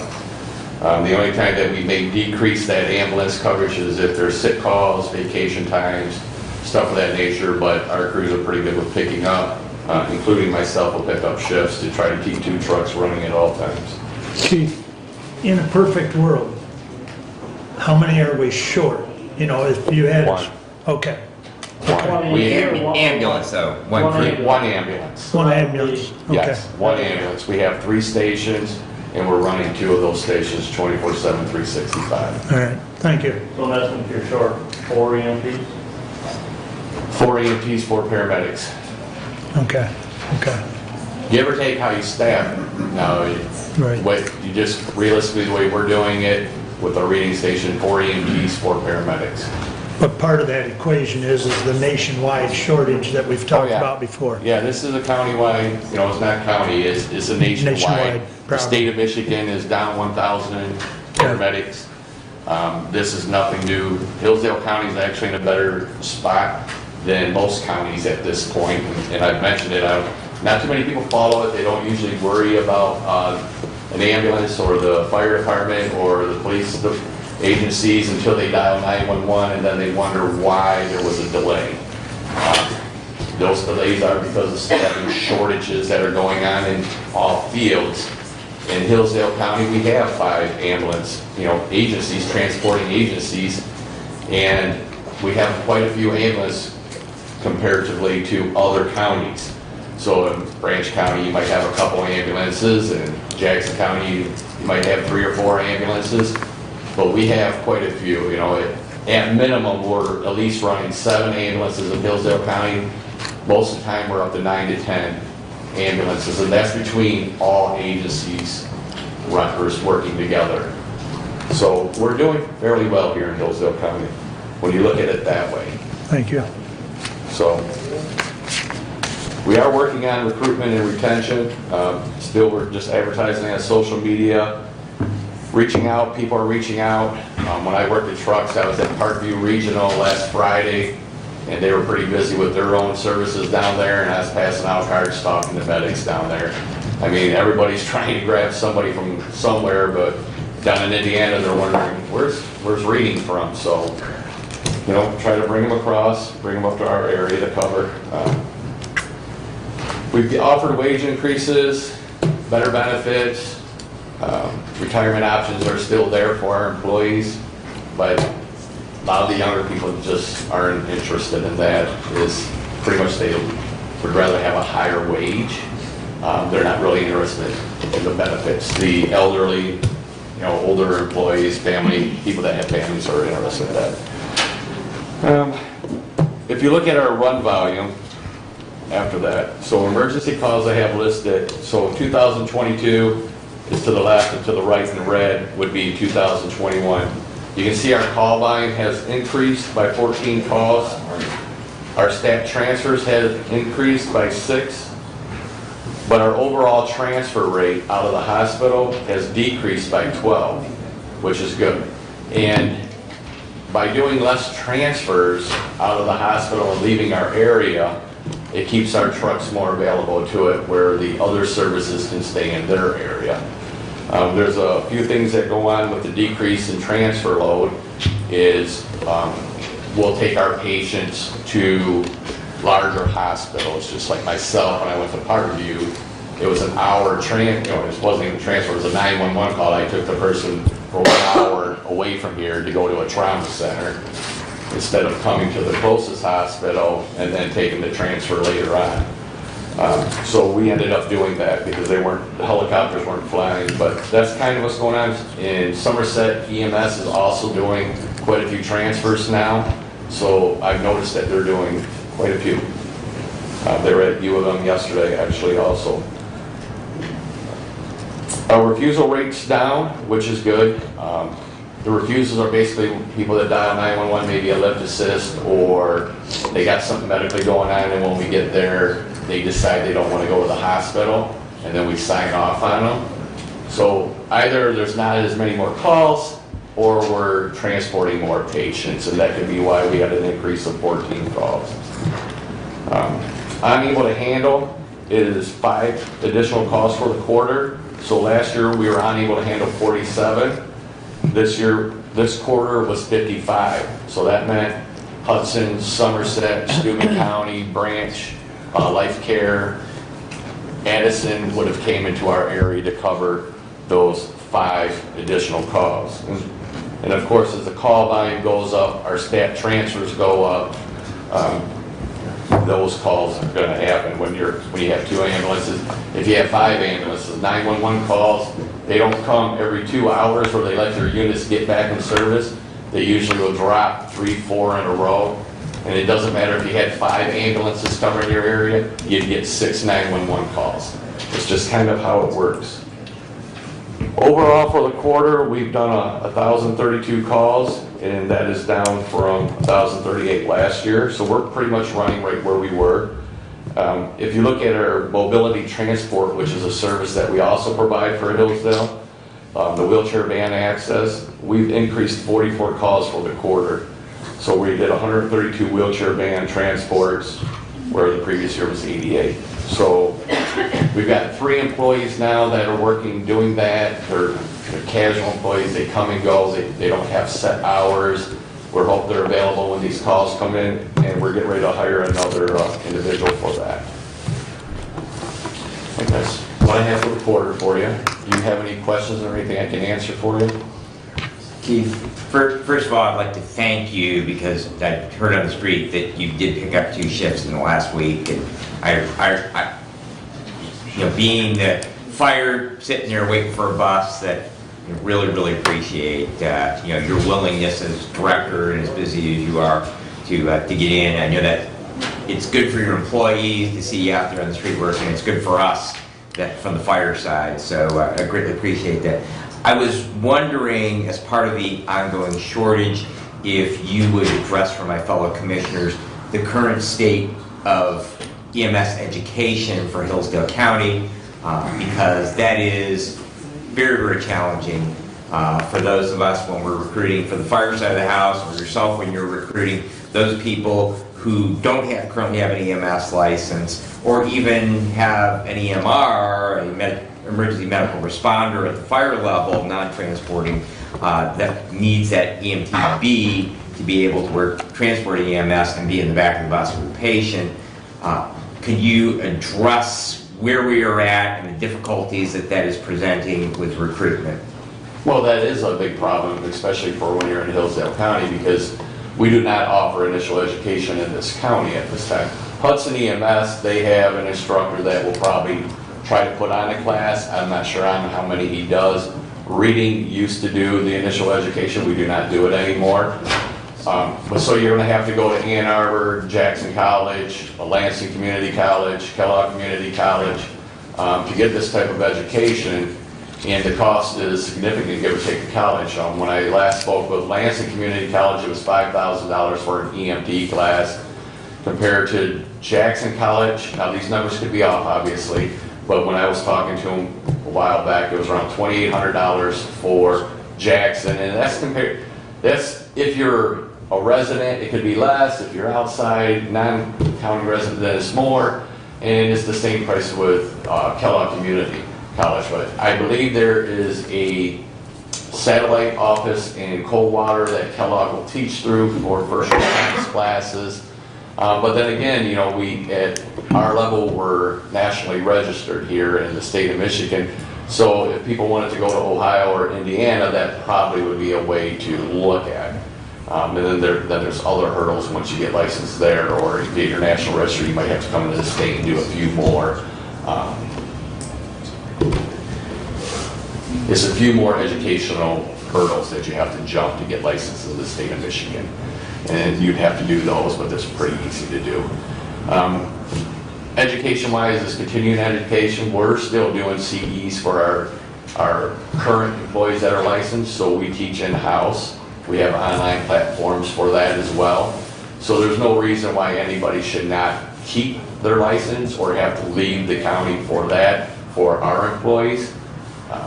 The only ones are like the ACLS or PALS, and we're currently working on getting some of our employees to become instructors on that as well, so we can keep that all in-house instead of sending them outside. Does that kind of answer what you're... Yeah, I wanted them to understand the challenge is $2,800 to $4,000 to, get hired, and also then trying to work that in with all the other things that someone is trying to do. Most of those people, they're going to be young adults, they're probably trying to work someplace, and then try to find a class that will fit their schedule. And the travel time involved, driving Jack to JCC, I know when I did my HVAC program there, was going up there a couple nights a week for that, it's 45 minutes to main campus, so, and that's from the city. If you're down the southern part of the county where I lived at, if I started from, it would have been really an hour. Well, they do have grants right now. There are a couple employees that are working for us that are in a paramedic program, and they're taking advantage of grants through Jackson Community, or Jackson College. Obviously, they're being a community college, but Jackson College, so they're in the medic program is with some grants. So those are out there right now. I know in our county, there's departments that put in for grants to see if they can get approved to have classes taught here as well, so we can get some funding to help aid to offset some of the costs. I'm not sure where that is. We were unable to do that because we're not part of a municipality, because we're a private ambulance service. So we get, our organization, we miss out on some grants due to that reason alone. We're not a municipality, so we don't get. And even if they were able to receive the grant, which my fire department did put in for, one of the problems is we don't have an education center in the county, and as instructor coordinators, we both understand you can have the instructors, but you still got to have a state license. We did, at Reading Emergency Unit though, we offered to Jackson College to utilize us as a satellite. So that option is there. So Jackson College, if they get it approved through the state, which it shouldn't be that complicated, could teach EMS at our training center. Very good. So that's already been talked about. It just hasn't happened, and I'm sure somewhere down the line, when more push comes to it, it would happen. But even Kellogg Community College was willing to do it, but I felt it was better to go with Jackson College because we have locals that work for them and work for us. It's just easier. And they have a campus here already. Right. So, thank you. You're welcome.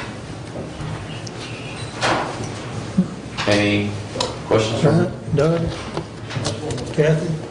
All right, thank you. I think we're good. Thank you, Keith. Thank you. All right, we'll resume committee reports until 10 a.m. Okay. Hillsdale Human Services Network meeting last week had a presentation from Hillsdale Hospital on our community needs assessment, and are working on ways to implement that and bring those services and increase those needed services to the residents of Hillsdale County. We had a health department meeting on Thursday morning. And we were informed prior to our last meeting that MSU 4-H agent, Mike Kress, had resigned. Also, I was able to find out that that was a very abrupt resignation. And the higher-ups at MSU have been working diligently to fulfill those obligations of MSU extension and continue programs without any interruption after that resignation. Pittsburgh Township has started their building addition. They're at their Township Hall, at the corner of Waldron Road and M34. And so some enhancements there. And some Wheatland Township is continuing to look for property to buy because they want to build a new Township Hall to get an area where they actually have some parking other than along the side of the road. As Wheatland Township Hall on Waldron Road has very limited parking. And Somerset Township has 6 millage issues on the May 3rd ballot. So, and those are all renewal millage issues. So, that is all that I have at this time. Any questions for Brent? Okay. Brad, that brings us up to you. All right, I'll keep this within the constraints of between now and 10. We'll start out with the resolution 22061. To the Honorable Board of Commissioners, we recommend the following individual be appointed to the alternate citizen at large position on the Emergency Telephone Services Board effective May 1st, 2022. Richard Zimmer, the alternate citizen at large, he was first appointed in 5/1 of 20. It's a 2-year term expiring 4/30/2024. We also recommend the following individual be reassigned to the citizen at large position on the Emergency Telephone Services Board effective May 1, 2022. David Broxmeyer, citizen at large, first appointed 5/1 of 20, 2-year term expiring 4/30 of 2024. This board also recognizes the following individual appointed to the Emergency Telephone Services Board by the agencies or municipalities unless otherwise listed. Lieutenant Thad Doty for the city of Hillsdale, 2-year term expiring 4/30/2024, and I would move for adoption. Second. Thank you. Just a quick explanation on this, and I'll hit on this in my report from the ETSB meeting, but Dave Broxmeyer was elected the new chairperson of the body. They discovered then that Dave was actually an alternate delegate, and so consequently that there was a term that required reappointment beginning the 1st of May. That was Mr. Zimmer, and so basically those two positions are going to swap. Richard Zimmer will be appointed as the alternate rather than appointed as a full member of the board. Dave will be elevated from an alternate to the full member. So basically, that's just a logistics issue to comply with the fact that since he is now the chairperson, he needs to be a full voting member of that. Lieutenant Doty, of course, is one of those members. We'll have some other ones coming through from the Fire and the Ambulance Association appointments. Basically, in the way that the ETSB is configured, that those agencies, they designate who that individual will be, and we simply then make that appointment based on the recommendation of those agencies. Whereas the citizen at large position, those are really more at the discretion of the Board of Commissioners. Thank you. Any questions or comments? All in favor, signify by saying aye. Aye. Opposed, same sign. Thank you, everyone. 22061 passes. Please continue. All right, as I said, I did attend the 911 board meeting. Dave Broxmeyer was elected the new chair.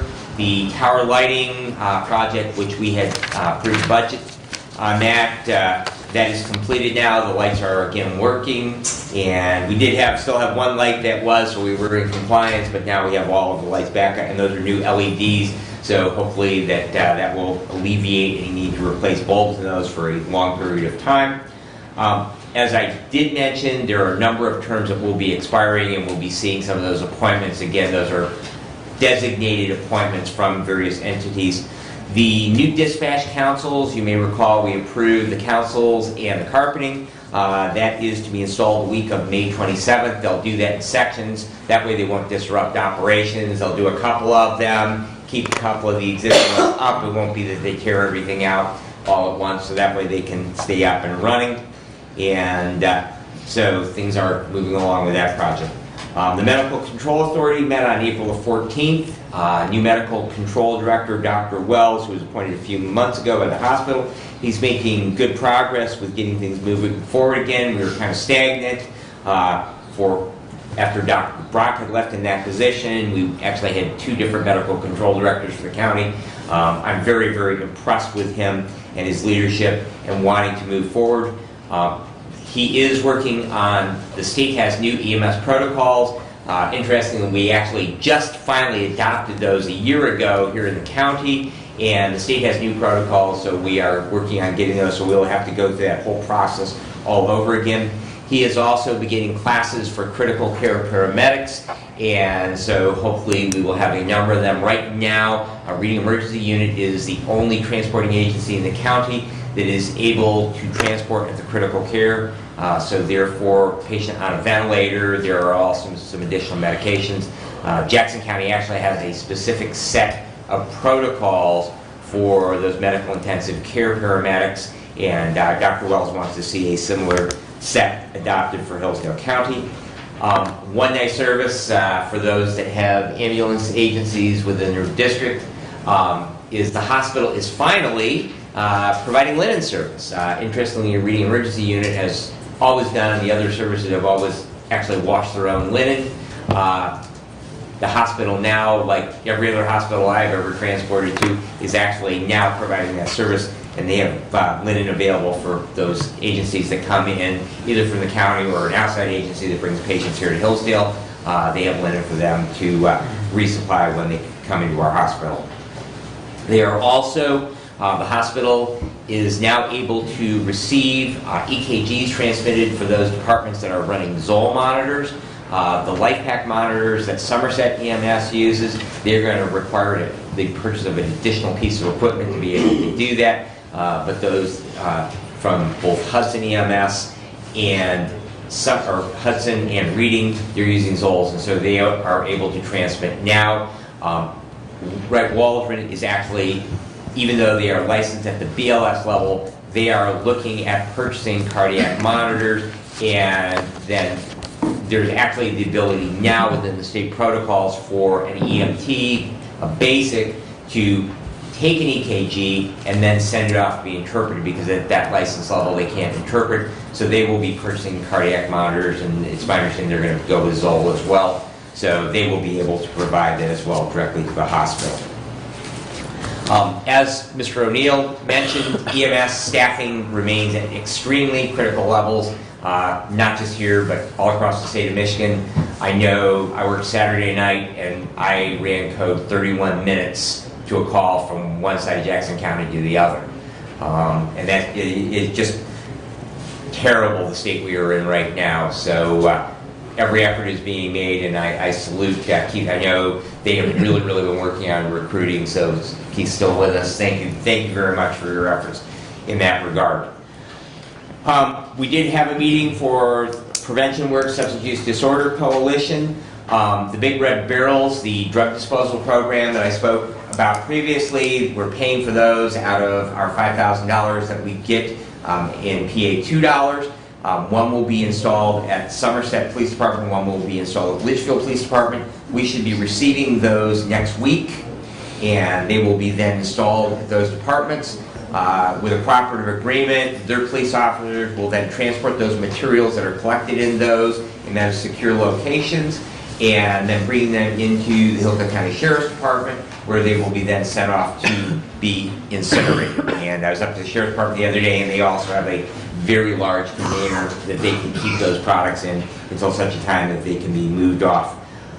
We are also developing a speakers bureau in regards to prevention efforts within the county. So if you are a member of an organization that might possibly be looking for a program, reach out to myself, and I can get you in contact with Chris Firestone, and we can then find you a program. Some interesting things from all the different coalitions that we work with, in particularly the Veterans Coalition. They're doing some really great work in regard to prevention efforts. Prevention Works will be hosting a community baby shower on August the 20th at Hillsdale High School, and they are collecting products, and if anyone would be interested in seeing a list for that, I would be happy to get that list off to any of you. And we now have programs in place in Reading, Waldron, and with the new superintendent at Pittsford, which my understanding was the superintendent at Waldron, correct? He was the high school principal. High school principal at Waldron. And so While he was principal, he takes that position in Pittsburgh as of July 1. Okay, but he was very, very happy with the programming that we were doing in Waldron schools, and so he is now bringing that program, so we will also have a presence in Pittsburgh schools as well. I did meet with Sheriff Hodshire last week regarding a county school resource officer position, and I will be bringing some additional information to the Board of Commissioners as that develops. Right now, we're looking at job description, and that will also be in partnership with the prevention efforts that we are doing with prevention work, so we want to coordinate those programs together. The sheriff also did notify me, we talked about funding for 800 MHz radio.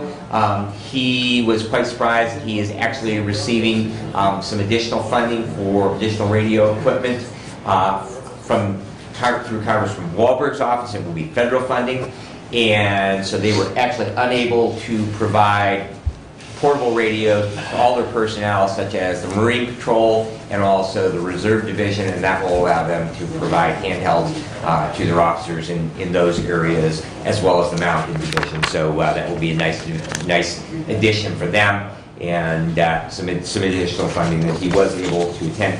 He also did report to me that we currently have 3 people in the academy with our sponsored program, and they should be joining the Sheriff's Department as probationary deputies in June.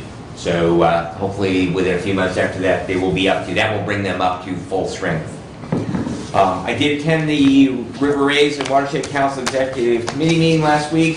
The council did receive a $5 million federal grant for the removal of the dam in Brooklyn. Removal of old dams, you may recall last year we had some big flooding events from some older dams in the state of Michigan. Those old dams, they are in many cases poorly maintained. Sometimes ownership is a little cloudy on them. There's a huge number of privately owned dams, a lot of them very low head, such as the old Jonesville Mill Pond Dam. They wash out. Number one, you lose waterfront, but you also then increase sedimentation downstream from that, and they are also an impediment to fish migration.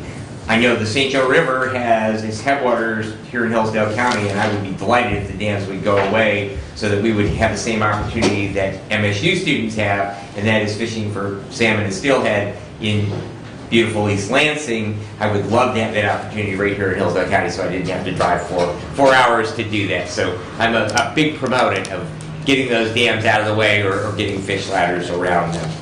And the Watershed Council will also have their semi-annual meeting this evening at Hilton Lake Gardens at 6 p.m.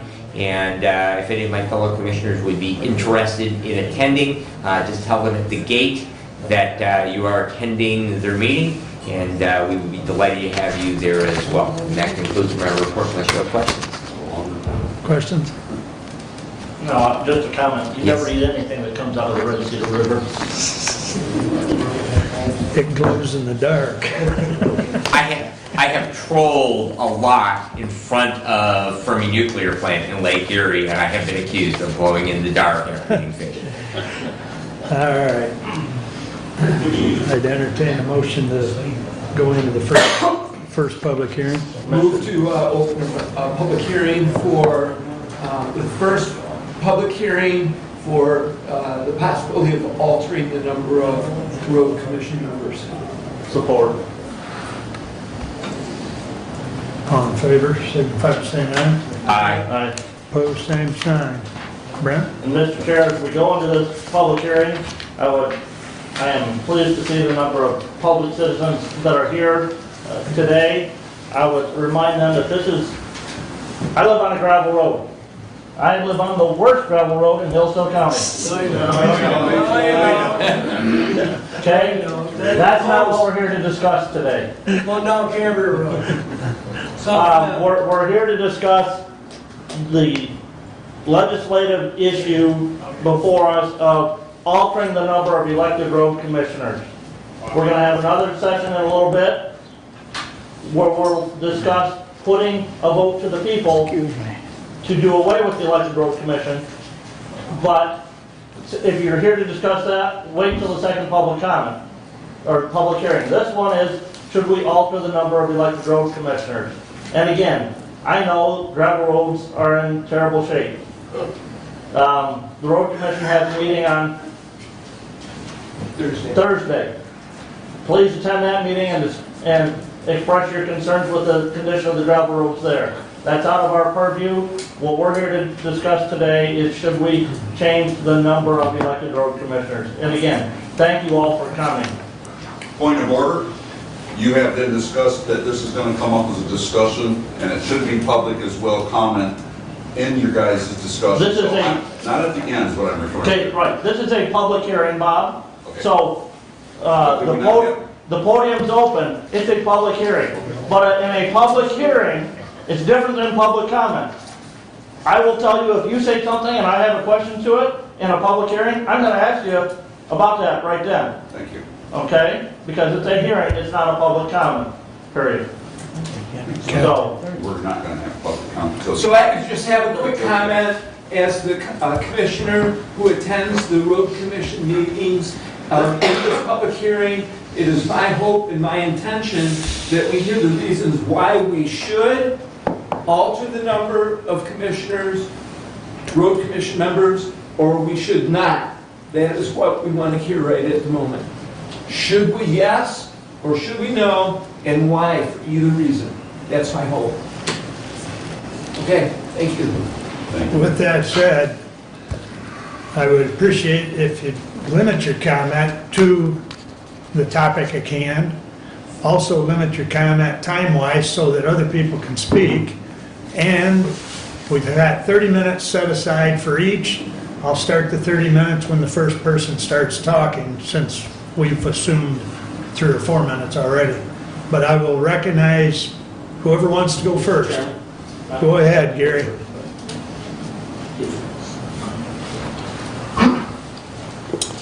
Well, thank you for the opportunity to appear before you. My name is Gary Leininger. I live in Wright Township, and my address is 10631 Burt Road, Pittsford, Michigan. I was elected to the Road Commission in November of 2020 and took office in January of 21. I've served on numerous public bodies in this county since the early 70s. I served on the school board at Waldron for 2.5 years, and then I served on the county board of commissioners for 4 years, and then I served as your county treasurer for 36 years. I'm now back on the school board at Waldron, and now on the board of commissioners. And all of the public bodies, I'm back on the road commission. I'm on the road commission, not on the board of commissioners. Yeah, you have enough headaches. I don't need that one. But I'm here to encourage you to expand the road commission to 5 members. And here are my reasons, okay? The first one is, came onto the road commission a little over a year ago and quickly realized that it's difficult to function when you have a 3-member public body. You can't have any discussions outside of the public meeting with the other road commissioners about road business, because you violate the Open Meetings Act. I can't pick up the telephone and call either of the other 2 road commission members. I can't go out in the hallway in between, if we take a break and have a conversation about road business. And I find it really restrictive, and I think that's probably one of the prime reasons why 20, 30 years ago, the state of Michigan changed the law and made it permissible for county boards of commissioners to increase the number of road commissioners from 3 to 4 or 5 all over the state. And if we're going to make this change, I hope you make it 5 in Hillsdale County. If I could wave a magic wand, I would change the law at the state level and require that all road commissions in the state be 5 members, not 3.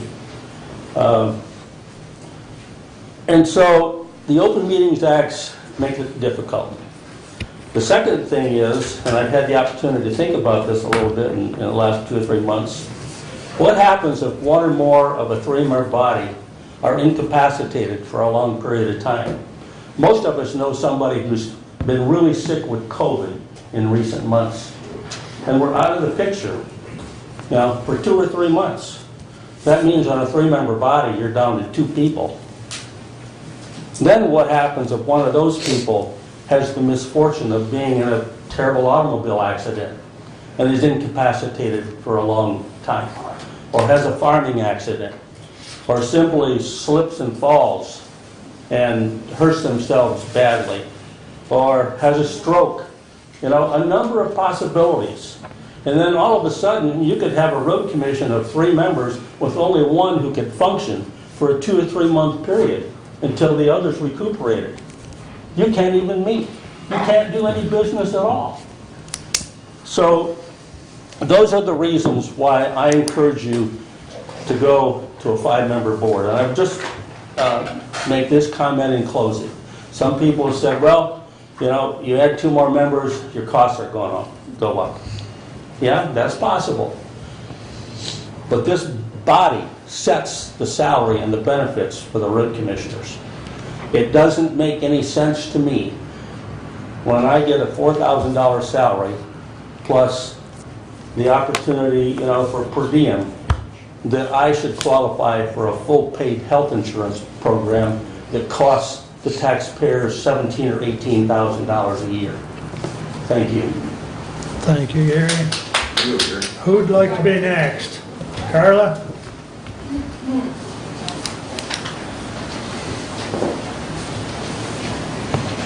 Hi, Carla Adams, Ward 4. I just have a few things to say. The road commissioners took an oath, and their oath was to take care of the roads and do their job and fulfill their duties as road commissions. I see no reason that we should have 5 when 3 can't even do their job. Right now, I have 3 people written statements on a vehicle accident that the road commission is attempting to cover up. They demanded at the 2 meetings ago that a summer program be opened up with a salary of $55,000 to $75,000 with 2 individuals that are children that work there, that were in a vehicle accident, that totaled out the vehicle. It wasn't reported. Is that germane to talking about 5 commissioners versus 3? I'm saying that there needs to be a whole new road commission, that it's a managerial. Let the workers take it over. Well, we're talking about whether we should add 2 more commissioners. No. Okay. No, I'm Okay. saying, no, don't do it. I'm saying right now that it's completely corrupt. I've been to a lot of meetings and this one's the worst. It is. Police reports covered up, GPS systems don't work. It's a managerial system. If you can't get your workers... There again, we're not talking about the management, and I don't mean to cut you off, but we're trying to get input. This is important. This is important. How can we ask for 2 more commissioners when we can't even pull the work together that we have now? Listen. Excuse me. This is the discussion. Carl, this is public comment for reasons. So I can only give one reason? No, give many reasons of why we should add or why we should not add. Please. We should not Your add. comments are very great comments, but the road meeting is on Thursday at 10 a.m. and they have a public comment for your specific concerns. Right, and my concern right now is we should not add anyone. Okay. And I'm going to tell you why, if I'm allowed to. This Yeah. other gentleman was allowed to. So they're spending $24,000 a year on GPS systems that don't work in 10 of their vehicles. How can we, this is something that goes on inside, where they can work with their managerial in the office and they still can't present a GPS man to come out and fix these. Why? We have several vehicles going home on taxpayer money. We could be using that money elsewhere. We don't need to add anymore. I'm saying dissolve the whole thing.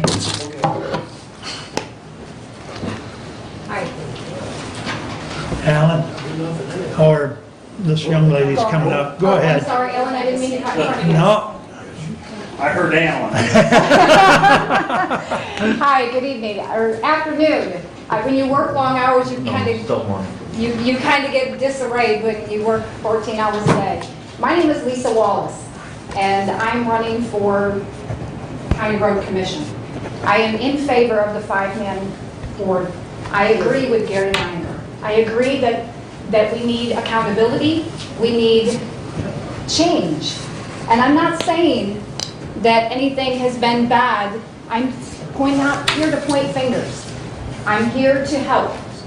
I've lived in Hillsdale County my entire life. I live in Moscow Township. I live at 8700 Mosherville Road, the old Petrie Farm, if anybody's familiar with that. I am a graduate of Jackson College. I'm a graduate of Spring Arbor University. I have a business degree. One of the biggest reasons I feel that we need a 5-man board is a lot of the reasons of what Mr. Leininger said. If something were to happen to somebody, we need accountability, we need stability in our board to make decisions that may need to happen immediately. I think that sometimes when you have 2 against 1, that may not be a good issue. Let's get 5 individuals, and I agree that we should not possibly, and I'm not going to go down that road right now because that decision hasn't happened. But I do agree with not spending taxpayer income to pay for those positions of health care. I do agree with saving some money, and that's your decision. And that'll be addressed if that issue comes. But if anybody has any questions for me afterwards, I would feel free to answer them. Thank you for your time. Thank you, Liz. Sorry, I didn't mean to cut you off. Now I'll take Alan. Thank you for allowing me to speak. My name's Alan Andrews. I'm the newly appointed supervisor of Reading Township. I've been attending the road commission meetings since September. I was on the board as a trustee, and when Mr. Barnhart resigned, they asked me to move into that position, and I moved into it. I have been working on a road project for 5 years, half-mile. There are issues, but when I go to these meetings, I see things happening. I'm here in support of increasing the number of commissioners. It's hard to do this job without a proper number of people, but I do see improvements, things happening, and I do see that there are issues, but I'm in support. Thank you, Alan. Mr. Caswell. Oh, Bruce? Sorry, I didn't see you down there. Get his exercise. Hi, first one, I'm Bruce Caswell, just a citizen. I want it noted that at 72, I can still get down on the floor and get up. I find the discussion interesting. Obviously, we wouldn't be here today if everybody felt that the road commission was being well run. So our answer to what apparently is a poorly run road commission is to increase the size of government. If we're going to do that, then obviously we're all extremely happy with the federal government because it grows and grows and grows. We're in one of the most conservative counties in the state. We need more people. And if that's the case, why stop at 5? Why don't we have 7? Why don't we have 11? Well, Bruce, because if I may, were you part of the legislature in 2005? What's that? Were you part of the state legislature in 2005? Yeah, I was. Okay. You say, why stop at 5? Because that's what you as part of the legislature approved. So what we need to do is go back to the legislature and ask for more people. Look, the point here is, if we have a problem with the way it's being run, increasing the number of people isn't going to solve that problem. If we want transparency, then you want 3 people. Because everything has to be discussed out in the open at the meeting. There can't be any talk at the coffee shop or somewhere else about, well, we need to do this, we need to do... Everything has to be discussed openly at that meeting. So if transparency is an issue, you don't want to leave 3. I just think that the issue apparently appears to be a road commission that's not well run. That's probably what brought us here today. And if that's the case, then the 3 road commissioners need to bite the bullet and do what's necessary to make it well run. Changing the number of people on the board isn't going to change that. You've all been involved with organizations where it didn't matter if there was one person or 5 people. If they weren't doing their job, they weren't doing their job.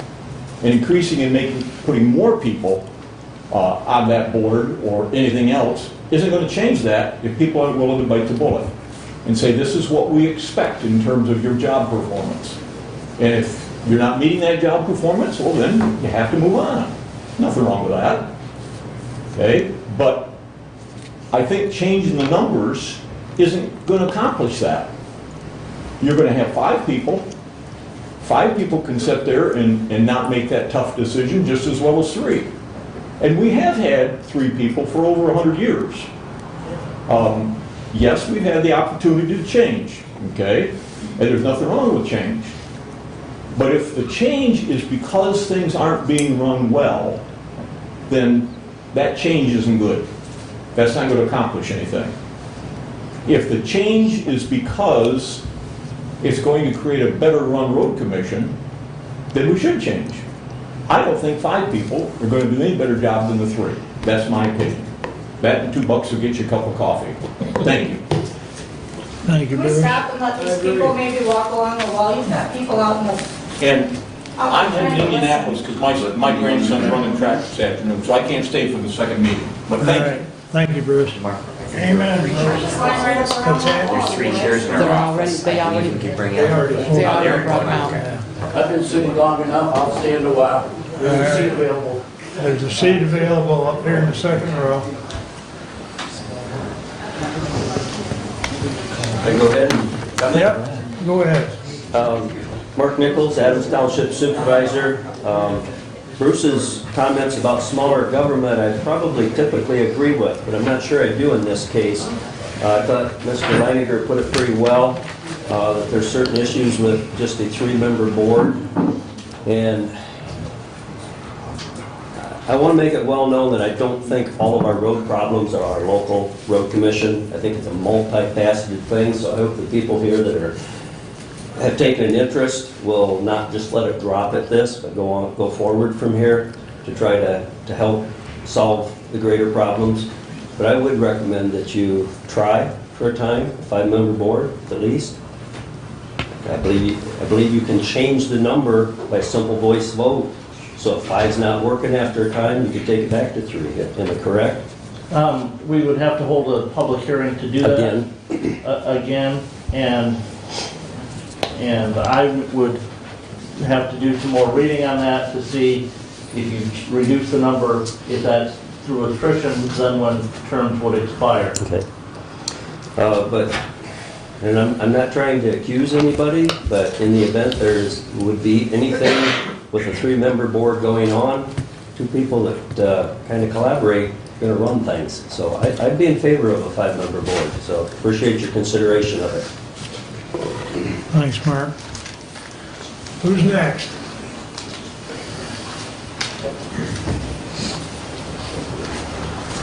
Ken McClellan, 9040 Kellogg Drive. I'm not sure what all these comments are about, so I'll try to make this quick, but I'm not in favor of adding more commissioners, just based on the conditions of the roads that I've seen the last 10 years where I live. And that's really based on just getting out and hand shoveling the berm for so many years that I think it's time for a total change. So I'm not in favor of raising the number of commissioners. Thank you, Ken. Who's next?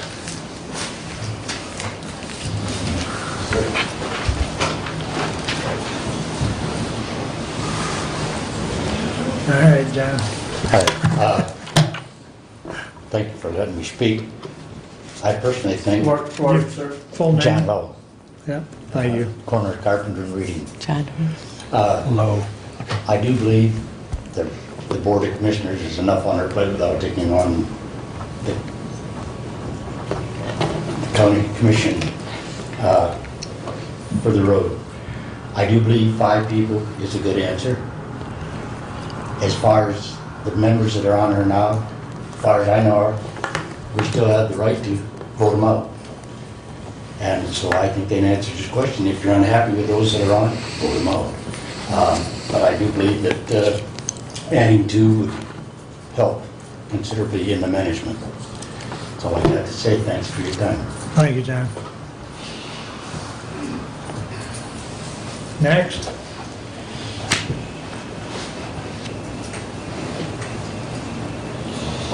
I knew you couldn't sit there all the time, Bill. Bill Watkins, 1500 East Hastings Lake Road. I spent 24 years on the road commission board with 3 people. We never had a major incident where we couldn't have a meeting because we didn't have anybody. Sometimes we reschedule meetings because of conflicts that we're going to be there, but we haven't had any real problems with it. Number 2, you don't have a road commission problem, you have a money problem. Everybody says, well, the road commission don't know how to do this, or they don't know how to do that. We know how. All kinds of things will tell you how. But Stan Klingerman, I believe it was about 10 years ago, did a survey on what it would cost to bring the roads up to and maintain the roads at the level that should be. It was like an additional $10 million a year. Additional, not, we get 4. If you don't have the money, you can't do the work. And adding another person, unless you put them on a shovel and let them fill potholes, ain't going to make a bit of difference. Until the funding changes, Jackson County went to 5, then they did away with it. Now they've got, what, I don't know how many $1 million in debt. We don't have any debt. So, You don't have, the road commission doesn't have an unfunded pension. didn't have what? Doesn't have an unfunded pension. Okay, that unfunded pension is a bunch of crap. But it. Now wait a minute. But that's debt, right? That's Now- obligation. Hey, Now wait a minute. just a minute. It doesn't pertain to the discussion of 3 versus 5. So we're not getting into the pension discussion. Good. Thank you. We're talking about whether you want 5 or 3, so. And I'm assuming, Bill, you're not in favor of 5? No, Okay, it's not worked anywhere else. Why should it work here? okay, thank you. Who's next? Stan?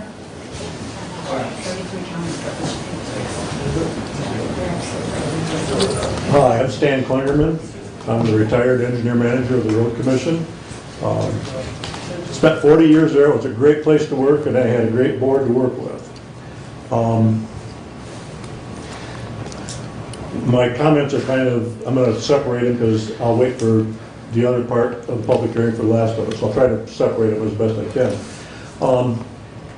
You know, I've read with interest and a lot of sadness about the idea of having these public hearings because of the issues with our county road commission.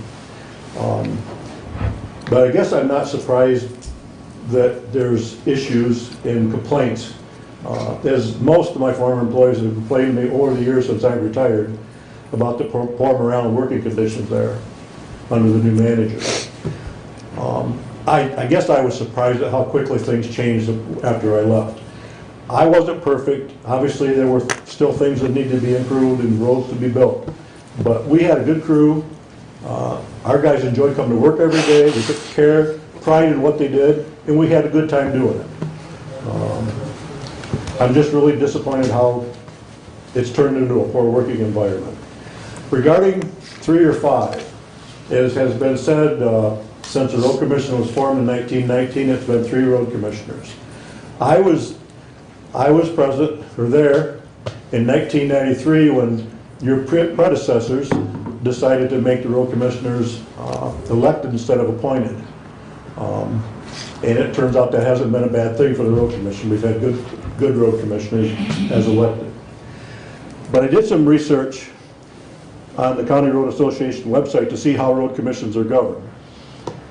90% of all the road commissions in the state are still governed by a road commission board. 43 of them have a 3-member board, 32 have expanded to 5 members. Now, I was quite surprised at that. I didn't think it was that high. The closest one that's got a 5-member board here that's rural is Cass. Monroe has 5. I'll get into Jackson in the next public comment. I'm in favor of you having continued control by a road commission board. And I guess I really have no objection to expanding to 5, but I would say the road commissioners need to recognize what the issue is and deal with it. It's a hard decision to make, never easy, but that can be made with 3 as well as 5. And perhaps you bringing this to a head and having these public hearings will make them make that tough choice. Unfortunately, probably half of the employees that I worked with have retired since I've left, either through early retirement or regular retirement. And one very valuable person in the engineering department just left because of the toxic work environment.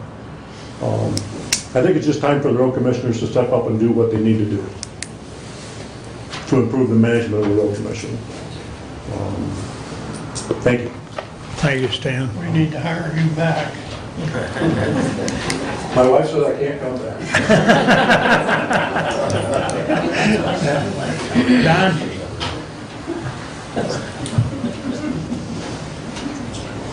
Don Hobbs, Camden Township.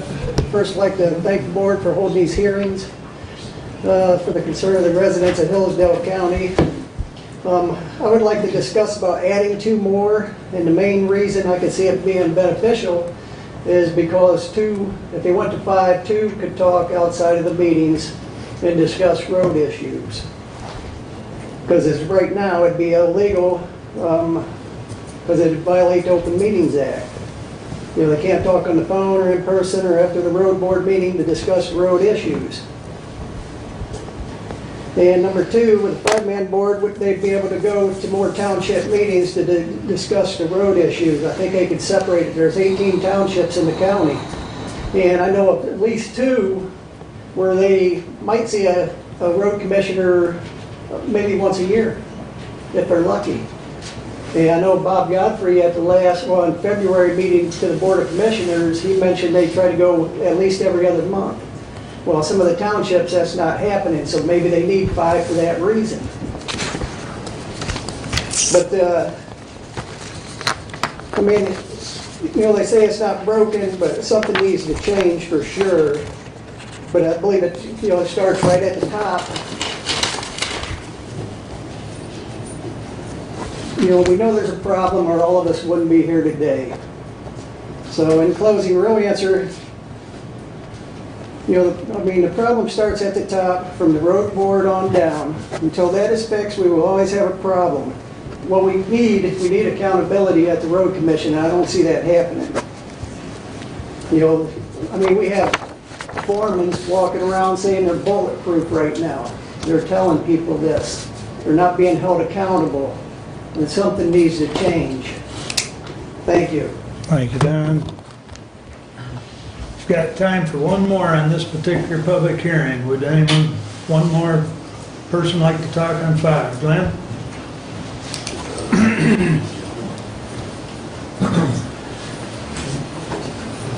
Glenn Furlby, Cambria Township. 5. That's all I gotta say. That's keeping your comments short and sweet. With that, I've got time for one more then. 10? Very good, Glenn. You got 1 minute, Bob. Easily, senor. No, you got 2. Thank you. I don't know what the program was that identified that, you know, up to 10 years, you could have another additional 2 on this board as well. So if that was to be said, if we go back about 4 to 6 years, mine was the greatest complaint against the road commission along, fighting to find out why we couldn't get our roads changed then. We could have addressed that as far as 2 more up here. You guys all have committees you belong to, and we could have spread that out as just as much as what we're talking about. These folks possibly as commissioners going to these different townships. I would go along with 5 if we're going to have that in now, not down the road. We're going to have 2 more up here. So, you know, a part of that would mean, yes, more or bigger government? No. Mr. Caswell was correct about that. But I would argue that I have been to every township, and I have watched nothing but what we call commissioners that do what we call the bobblehead. Yep, yep. And nothing gets accomplished. I have been down the roads. I've gone to their various meetings, and I've been on the roads also to see what's going on. I just think that if we do add 2, no more bobbleheads, please. Anyway, thank you. Thanks, Bob. With that, should we Just if close you the would one? remind them that we will do this again tomorrow evening, so if they That is correct. want to speak again, or someone who did not have an opportunity to speak today, that there will be another opportunity tomorrow evening. On both topics, starting at 7 PM, same location. So, Thank you. And with that said, we move that we close the public hearing on the topic of increasing the number of road commissioners from 3 to 5. I second. all in favor, signify, signify by saying aye. Aye. Opposed, same sign. I would entertain. I would move that we go into the public hearing to discuss putting a vote to the people of doing away with the elected road commission. And the duties being absorbed by And the duties elected. being, yeah, Absorbed by the Board of absorbed by the Board of Commissioners. Commissioners. Second. Look like you got a comment. No? Actually, use the restroom. Oh. All right. All in favor, signify by saying aye. Aye. All any opposed? Okay. So with that said, we are in the second public hearing, which addresses the issue of whether this body should put it in front of the people to dissolve the road commission and the Board of Commissioners take over, which I will open the comments on that.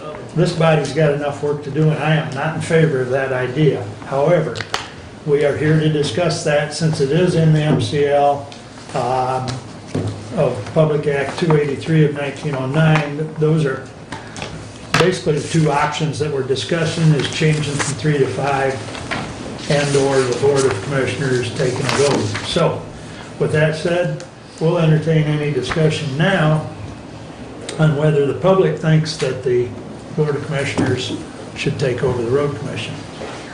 So who wants to go first on this one? Bob, jump right up there. Come right back at you. I don't know what would it mean that, you know, this 10-year issue, and if you could in favor. I'm not asking for, you Okay, know, what you're talking about there is apportionment, Bob, and that's a different, as far as county commissioners, that's a different statute, that has different rules. Yes. County commissioners are elected on a district level basis.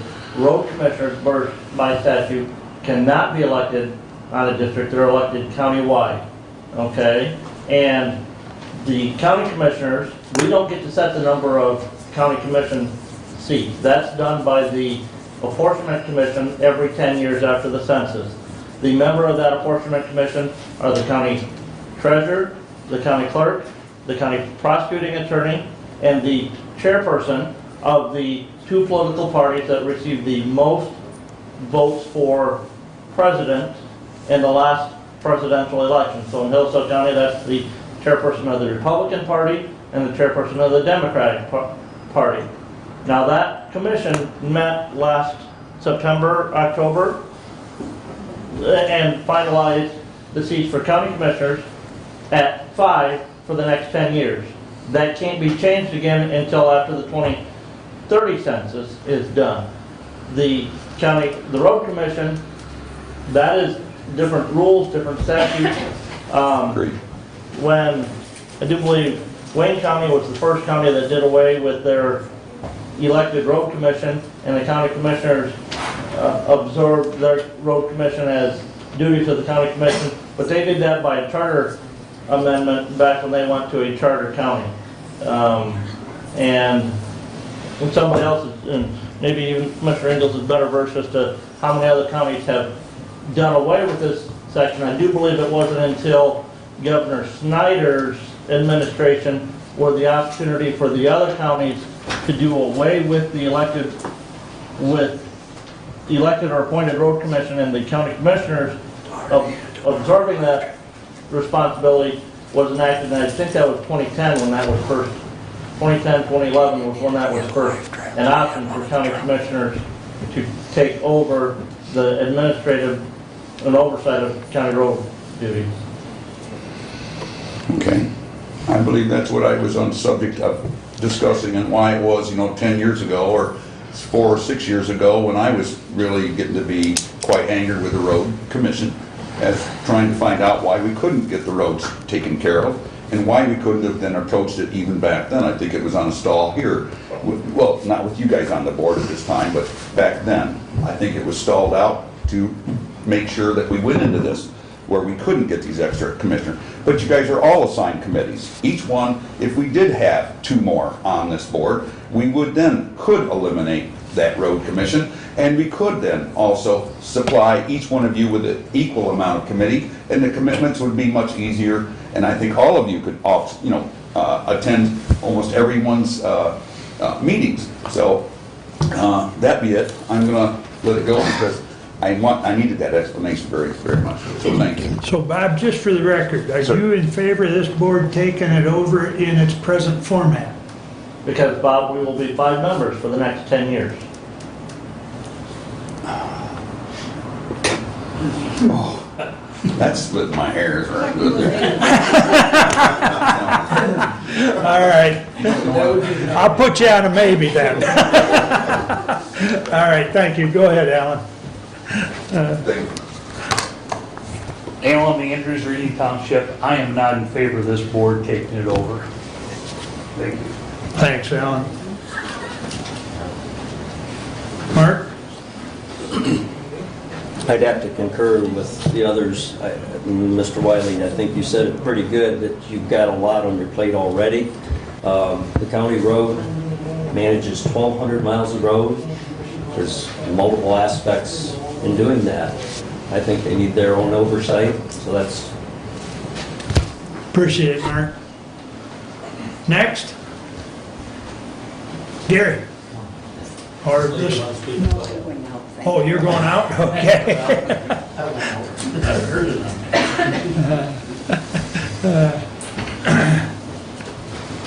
Yes, Gary Leininger from Wright Township, a member of the Road Commission currently. There are only 7 counties in the state where the county commission has taken over the management of the Road Commission. Only one of those is a county that's even similar to us in size, and that's Ionia. You have bigger counties like Wayne and Macomb, Calhoun and Jackson, who have taken this over. All of those counties have administrators of some type, and the 2 biggest counties that run their road commissions this way, they have elected county executives who have untold number of staff people to do whatever needs to be done to make county government happen. I've been involved in county government since 1977, and I'm not in favor of this happening in Hillsdale County.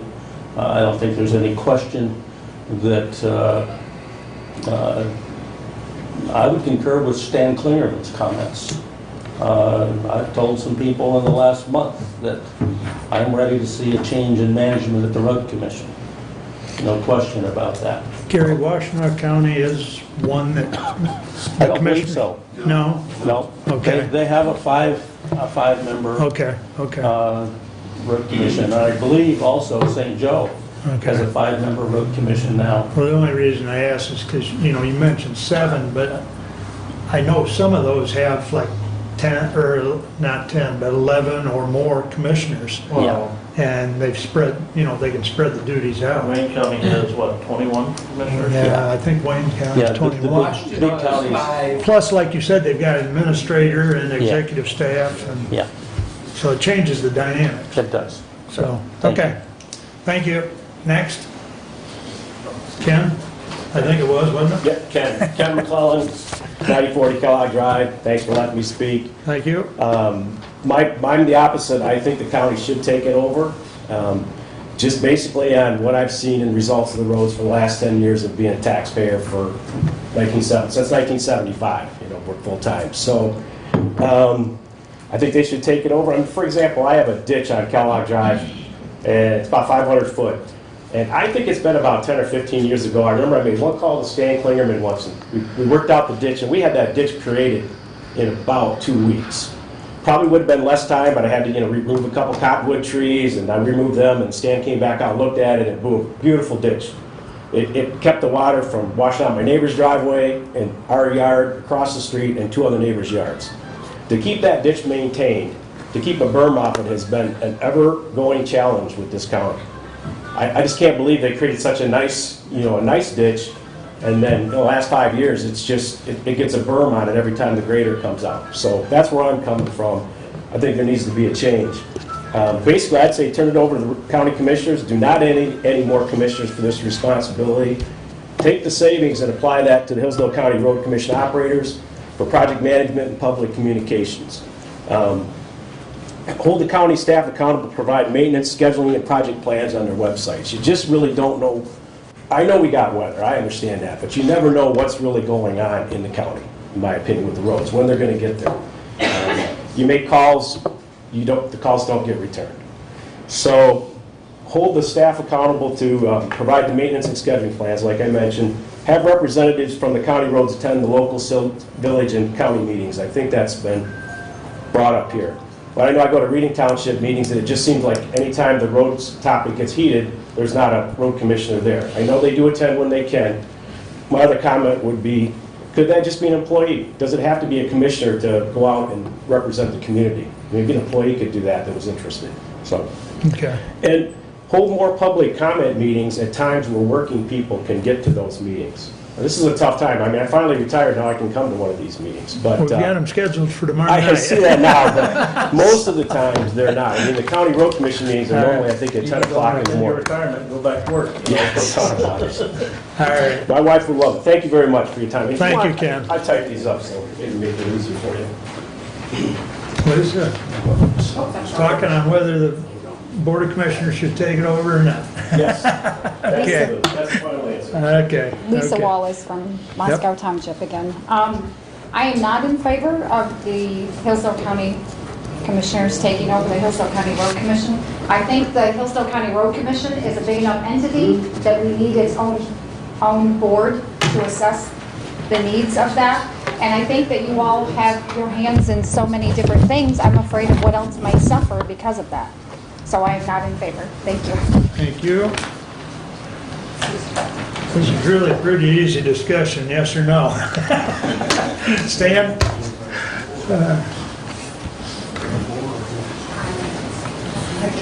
Now, the last part of my prepared remarks, Stan Klingerman. Even if I was still the manager, I would not urge the county commissioners to take over the road commission. 2 reasons. First of all, you guys have got a lot on your plate already. You've got lots of committees, lots of departments to oversee. You don't need to oversee the road commission too. By default, you are in essence then giving the manager, whoever that may be, more free rein to do whatever he or she wants. And I've seen that happen. Jackson County is probably as Bill mentioned, probably the poorest example that I can think of. Their manager came from St. Joe to Calhoun to Jackson. Was there about 10 years.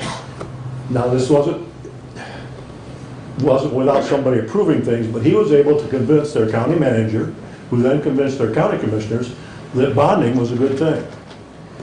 They have bonded for roads, they have bonded for all kinds of equipment. The last time I looked at their financials, their debt is several times their annual revenue.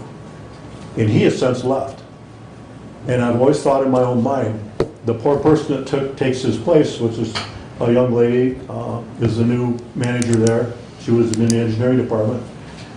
All she's got left to do is pay principal and interest because of what he did. You're just, if the issue now is in management, by you taking it over and providing less oversight, it's gonna get worse, not better. And when I did my research, I think I came up with eight counties that are run by the county commission. They are, for the most part, all in the southern tier, all urban counties for the most part, like Gary. The two exceptions are, Ionia changed in 2019. I'm not sure what happened there. That was a very well-run road commission. We knew the people there quite well years ago. And the only other one is way up north of Sheboygan, and I remember there was some feud a dozen years ago or so. And I guess when people see a problem, they think they gotta do something to fix it. Well, I urge you to not take over the road commission. I think that would be a drastic mistake. Their budget is at least half or more your budget. They need the oversight. They need the hands-on people. And I, personally, the road commissioners I had, we were like a team. They were my boss, yes, but we were more like a team. We worked together, and I would like you not to take them away. Thank you. Stan, before you run away, the debt, which I've heard some feet in Jackson County, addressing Jackson County, was that binding debt approved by the voters, or was that binding debt? So it was just approved by their Board of Commissioners? To my knowledge, I think it was through the county. So yeah, he had the county commission, the county manager wrapped around his finger. Whatever he wanted to do, he approved. One more argument against the county administrator.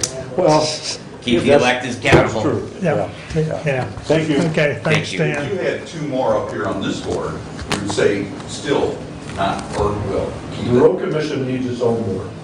It's worked well for 100 years. Yeah, thank you, Stan. Steve Lanius from Moscow Township. First of all, we got to remember why we're here, and that whole result is a lack of proper management. I think having a three-man road commission has worked over the years. Whether I'm in favor of that, adding more or not, I guess is not really a question right now. I don't agree with the commissioners taking over the road commission for a couple of reasons. I think it opens up a can of worms. And I got to agree with Stan. If you do that, you're going to have a lot more workload and a lot less oversight over the road management. And if you go back and look at when Stanley was here, we had a pretty good system. So for one, I'd like to invite Stanley back. If you come back. You got me in favor of it. So I'm going to say no. I don't think the commissioners should take over the road commission. Thank you. Thanks, Steve. Anyone else? I'll speak just quick. Because of the traffic, I say let the road commission, you guys stay out of it. So- Let people go. So that's a no from John Lowe. Yes, thank you. Thank you. I'm back. Yeah, go ahead, Bill. Okay. Number one, doing away with the road commission is not gonna do a thing for what's going on. When Stanley was the engineer manager, all I could hear was, how come we didn't get this road fixed? How come? How come? Get rid of Stan. He ain't worth a shit. Get rid of him. He's no account. Maybe it's time to look at who's hollering and what's going on. But as far as you guys taking over, I think that probably the three commissioners now would just as soon you did. Thank you. It's the only thing I agree with on Bill. So is that a no or a yes? Bill Hendershot, Cambria Township. I'm against you guys taking it over. As far as the employees and the management, other than the top, they're doing what they're told. And if they do something other than what they're told, then they're in trouble. You need to start where the problem is, and that's not with the way it is. It's in the upper management out there now. Thank you. Thanks, Bill. Bob. Bob Godfrey. I hate to say it, but I'm a road commissioner. And I promised the wife I would not talk. But anyway, I'm against it. That's all I'm going to say. Thank you. Thanks, Bob. Who's next? Ma'am?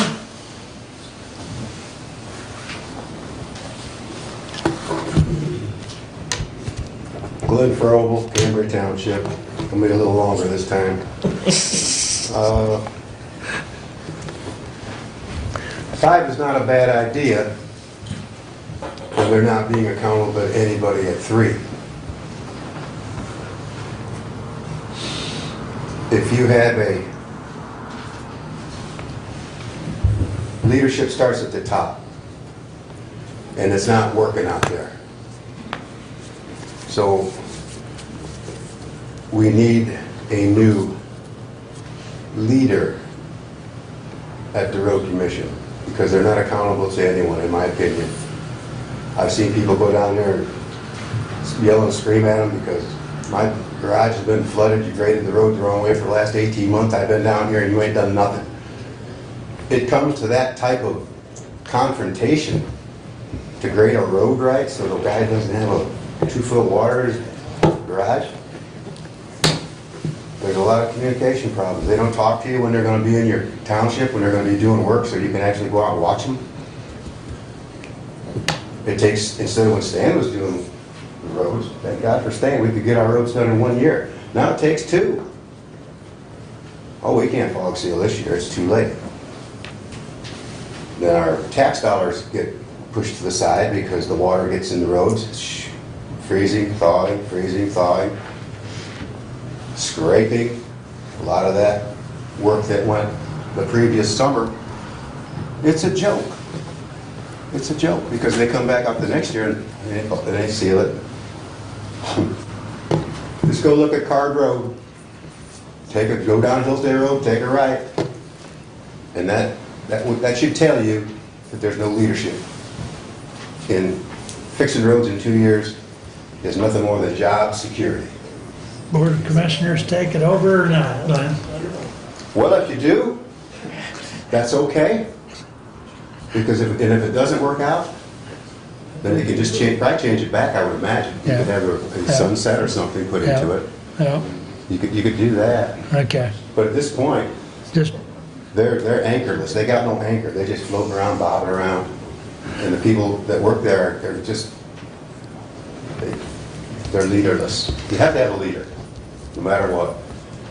And then if they do get more commissioners, even the ones now in this book, the directory, there's not any phone numbers for the commissioners. You call in, you get a secretary. Maybe you get the message through, maybe you don't. Gary Leininger's got a home phone. We've been through that. You can get him in a book, call him. Everybody else's number, supervisors, trustees, everybody else has got their numbers in there. We need transparency and we need more communication. okay, thank you.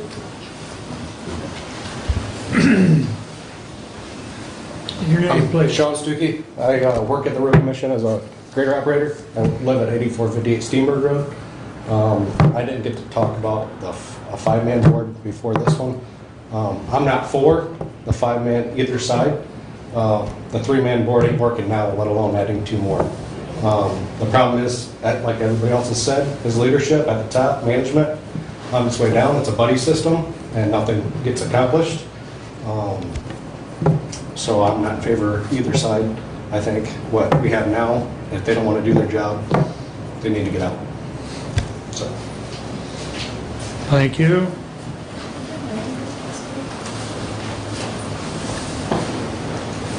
Kelly?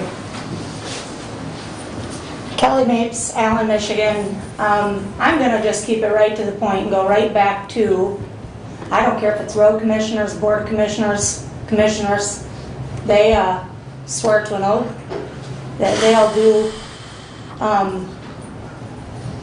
honest work in their community, right? And I think it starts with the commissioners. If they aren't following the oath, it's just like policy. If you aren't going to follow your policy, just throw it out. Let's quit with all this. Because now you've listened to everybody in here, and at the end of the day, you've got workers. That's who I'm standing up for, is the workers of the road commission, the workers in any community agency. Because you have to be guided to what's expected of you. But you commissioners play a hard role because you're under oath, right? to protect the managers of these divisions. So in order for the workers to do their jobs, right, they have to be told by a manager, and the manager needs to be held accountable by the commissioners. I vote no that the Board of Commission takes that over. Thank you. Anyone else wish to comment? We got a few more minutes. Go ahead. I'm Dennis Franz, 6444 Carn Cross Road, Pittsford. I say you guys don't take it over. Make the, I don't know who controls the county road commission, but somebody needs to start accountability, and it starts at the top. It sounds like there's a lot of internal strife between the workers and management. You gotta take care of that. If they can't take care of that, get rid of the leader and get a new leader in there. As far as 3 to 5, I see both points. But if you make government bigger, you're never gonna make it smaller again. So I say leave it at 3 for now. If they can't do their job, switch it over. Thank you. But you guys don't need to be taking We don't more work need, on it. okay, I got you down for no. Thank you.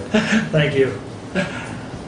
Anyone else wish to, we got about 5 minutes left in this public hearing, or we can close it. Chris?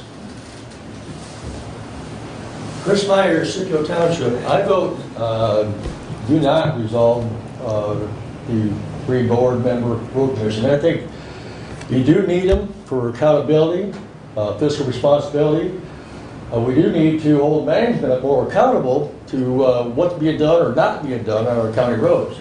Just this morning I came in and a freshly graded road with a road grader where they cut a gouge in the side of the road to relieve the amount of water, which is a good thing if it's a temporary fix.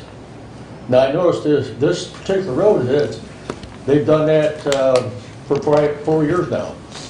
So it's become a permanent fixture to just gouge the road and not maintain the road. But as far as getting rid of the board, road commissioners, no.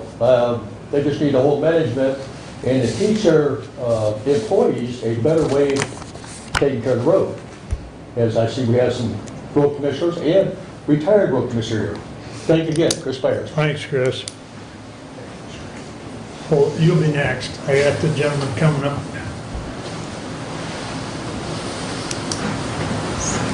Irv Emerson, Litchfield. I am not for you taking it over. I think you got your hands full. I'm not for a 5-man or 7-man board. 3 men can handle it. They have to make a decision. I'd like to know from you, if you took it over, what you'd do with the County Road Commission employees in reference to their pay scale, their retirement, all in their medical. Would that stay like it is, or would you make it like the rest of the county? Would you change it, or would you leave it alone? Well, go ahead, Doug. That's to be determined. That would be determined? That's to be determined. I think everybody in here knows how that would be determined. We don't know right now. What we want to know is the yay or nay on essentially dissolving the road commission and the process by which, if the Board of Commissioners does have the responsibility of county road commission, we have, it would be a department as other departments are. You'd have to change it, you'd go to another department There would be or change, hire but more people? It would be separate, just as it is today.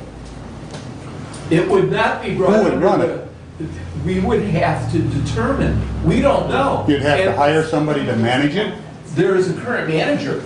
Seems like that's what you already got. Right, there is a current manager. And on that, the decision to do away with the elected road commission is not our decision to make. Correct.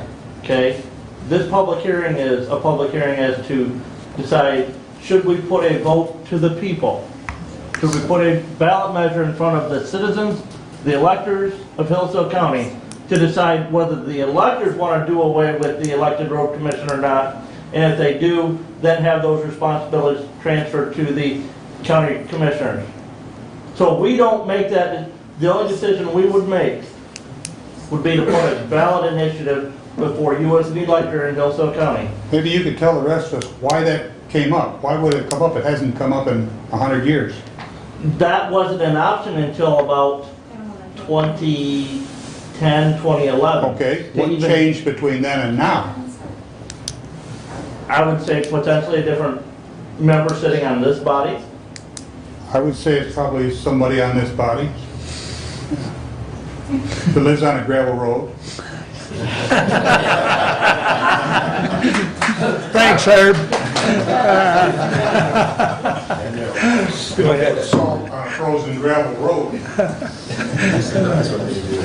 Bill Weggers in Paradise Shores subdivision reading.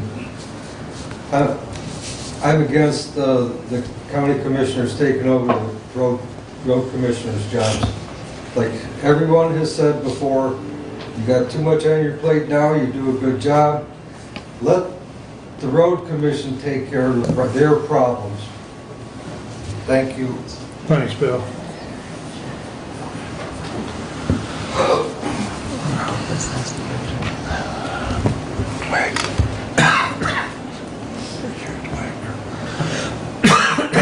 Excuse me.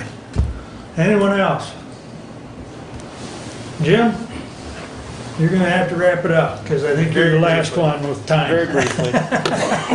Thank you, Jim Graves, Adams Township or Moscow Township, depending on where my wife makes me sleep at evening. But anyway, we live on Addison Road, which I kind of refer to as a drainage rather than a road, and it's evolved over the years. And the only thing I disagree with Stan on is that this hasn't worked for the last 100 years.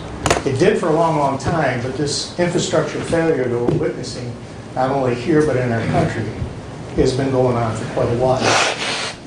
And I'm against the board taking it over because I know you guys got way too much. It's a tangled web that we weave.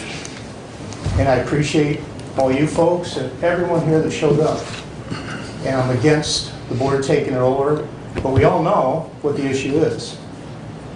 And if that isn't addressed, if the management issue isn't addressed, this was entirely a waste of time. We know what the thing is.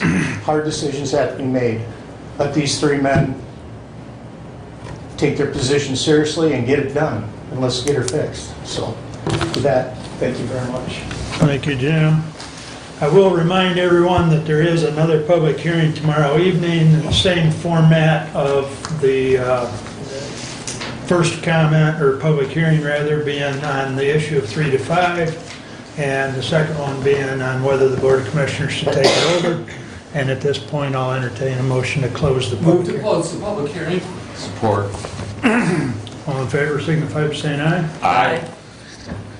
Aye. Those opposed? Yes. I wanted to make sure. And I want to thank everyone for coming, and you're more than welcome to stay if you want. We've got a little bit of our meeting yet to do, but thank you for your comments. Thanks for coming.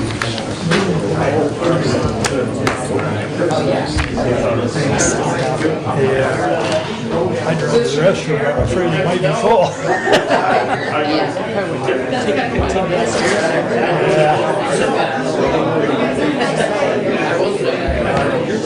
You ready?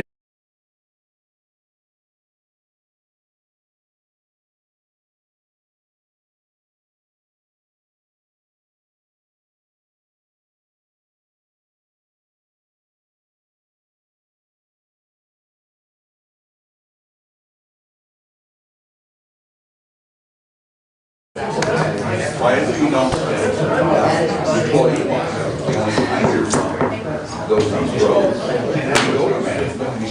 All right, for those of you staying, would you please quiet down so we can get going again? The rest of you, thank you for coming. So, Thank you, Commissioner. You have the floor.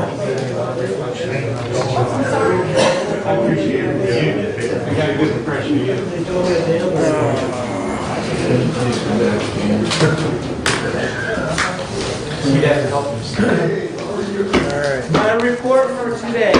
Yes. You want to take your discussion item first, or how do you want to go? I'm going to get to it. Okay, very good. Several committee meetings.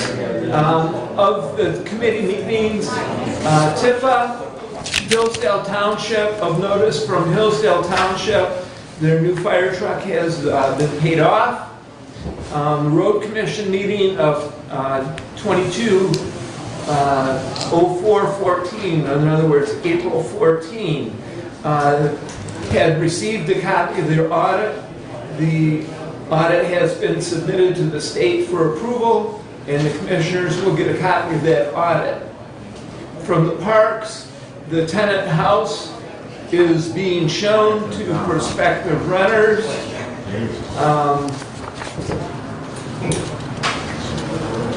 Much discussion on the budget and possible amendments that will be needed for the parks budget. In fact, the rental money is less than expected. Revenues are coming in short. And so there will be times when the Parks Committee will be looking at their budget and perhaps having certain needed amendments to that budget. We will have more discussion as well with the Parks Committee and the Facilities Committee in order to help move forward. From the Hillsdale City Council, of note, the BPU is ordering transformers, and it was quite interesting that there's an 8-month lead time on delivery. In other words, it's very slow delivery on items that are essential for the BPU. On facilities, to get to it, the discussion item on the front of the court elevator. The service contract has expired as of March 1. That is a $5,000 expense annually, and that is in the current budget. There are options.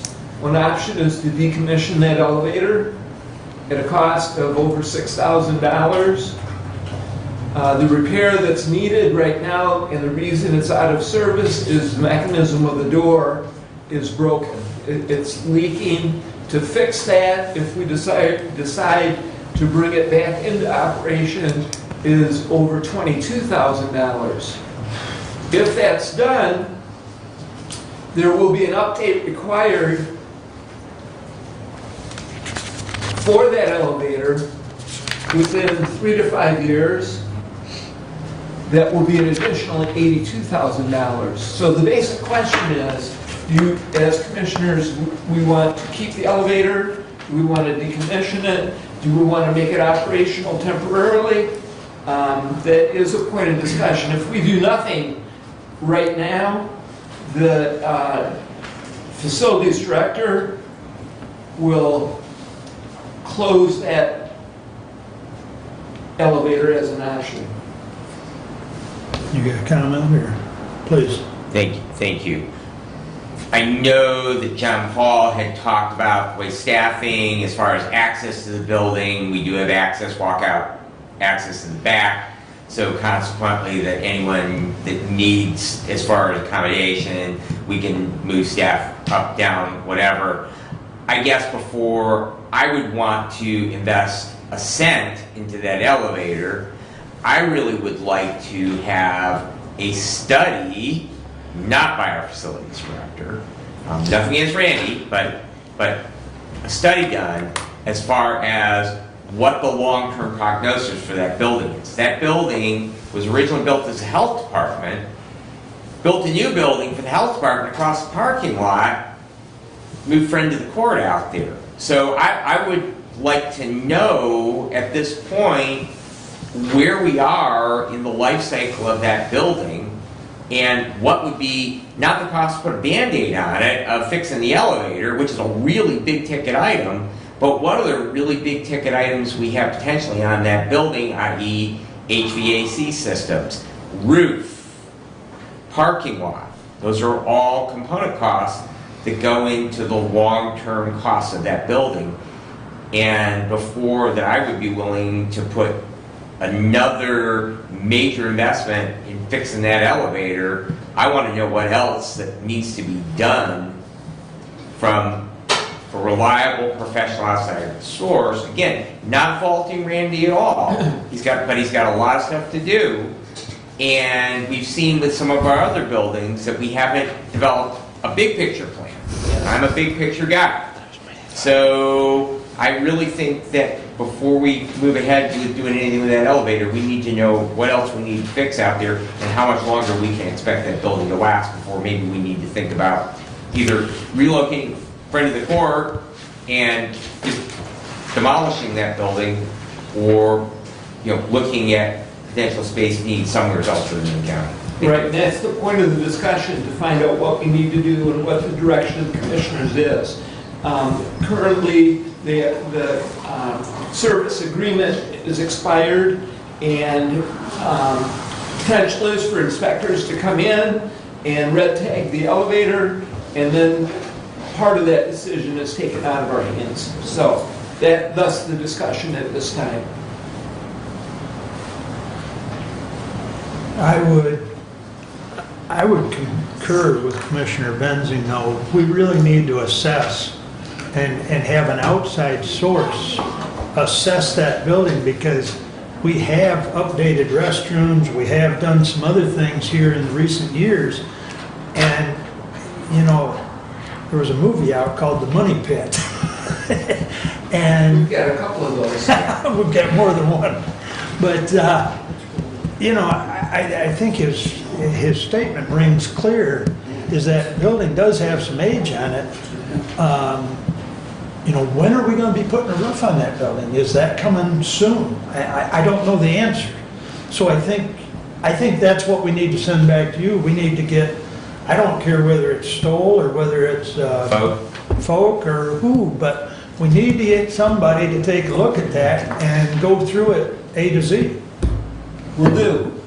I think, unless one of the other commissioners have a better idea, but I think that's, it falls back, Doug, to the same thing that we've talked about the court building, a needs assessment, basically. And that's where I'm gonna go, is we need a needs assessment for all county space. All county space, Yeah. okay? I mean, we can do them one at a time, but we need to have it done. If you're gonna have somebody in, they might as well look at everything.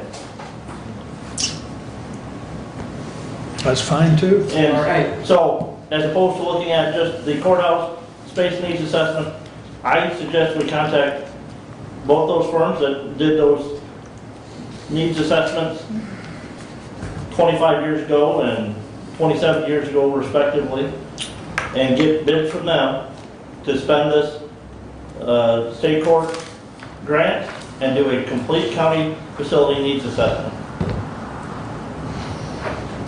Because otherwise, we're just gonna keep nickel and diming it this year, next year, and the following year. Well, let's look at this building now, and let's look at the next building, and let's just get a plan for the future.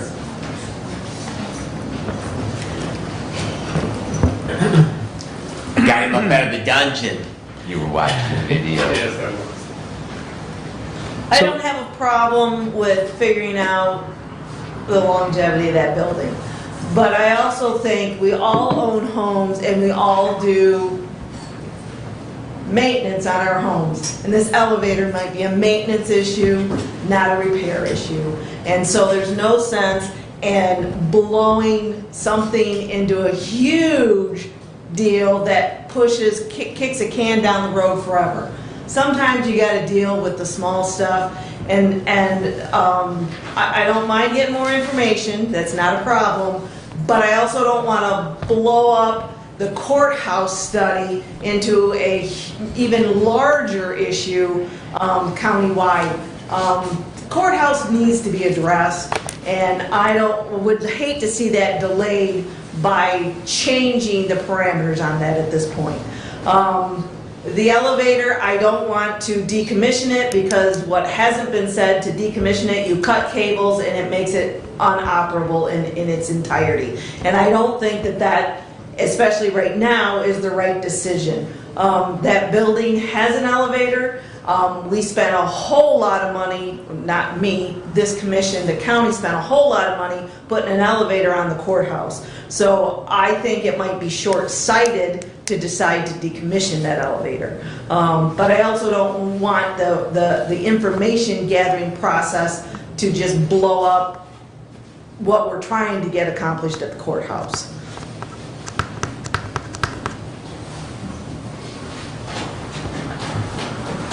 What's the direction for facilities? Well, I'm wondering if you would allow Mr. Finley to speak just for a minute. Hop up to the podium, Randy. Some of the discussion, I don't know if you caught all of it, was but assessing that building. Of it. The roof is 13 years old. Okay. Okay, so that I know. Shingles? No, it's the rubber roof. Okay. It's a flat roof. So it should be good for a number of years yet. As far as the other expenses on that building, we haven't put anything in that building. We've never upgraded the bathrooms. I thought you did. No. The bathroom upgrades on the list of the ARPA, I think, potentially. It's on And the I list. think Oh, that's where I saw it. increasing or changing Okay. out the HVAC system Correct. is on the ARPA. I'm not sure what else is on the ARPA for that building. The upgrade you did do, my understanding on that building, was to enclose a room for a conference room. Correct. And there was limited painting done at that point. There's been approval for new carpeting out at that building and it hasn't gotten done. That's correct. Okay. So the restrooms on our ARPA list. We got too many lists. Right. But, okay. So the building itself really has not had anything done to it. Okay. We are at the point where the HVAC is serious. It's there. So that's one thing we're going to have to address, whether we address the elevator or not. That's, the HVAC's got to be done. But whatever direction you decide to go on the elevator, I mean, you know, if you want to keep it, it's going to be a major expense. If you don't want to keep it, you know, we'd put a sidewalk to the back and you know, make it compliant that way. I have put new doors in the front and the back just within the last month. This is one of those things, age things. So, you know, that's about the only money I've stuck in. It's just the back door to the front door. That's about it. Have you talked to Matt over to medical care, you know, because they just got done working on one of their elevators. Now, of course, their need for that elevator is a little more critical than the need at FOC. But I was just wondering if maybe that company that they were working with could look at this one? You can do that, but you gotta remember, I'm under contract with a company for the service end of it. So, you know, you can do those type of things, but you have to really be careful because I am working around another company to do that. Didn't we just hear the contract was ending though? I'm sorry? Didn't we just hear the contract was ending on the elevator? It'll probably be another year yet. I thought March 1 was Of this year is the renewal. I pay it every year. has it been renewed for this year?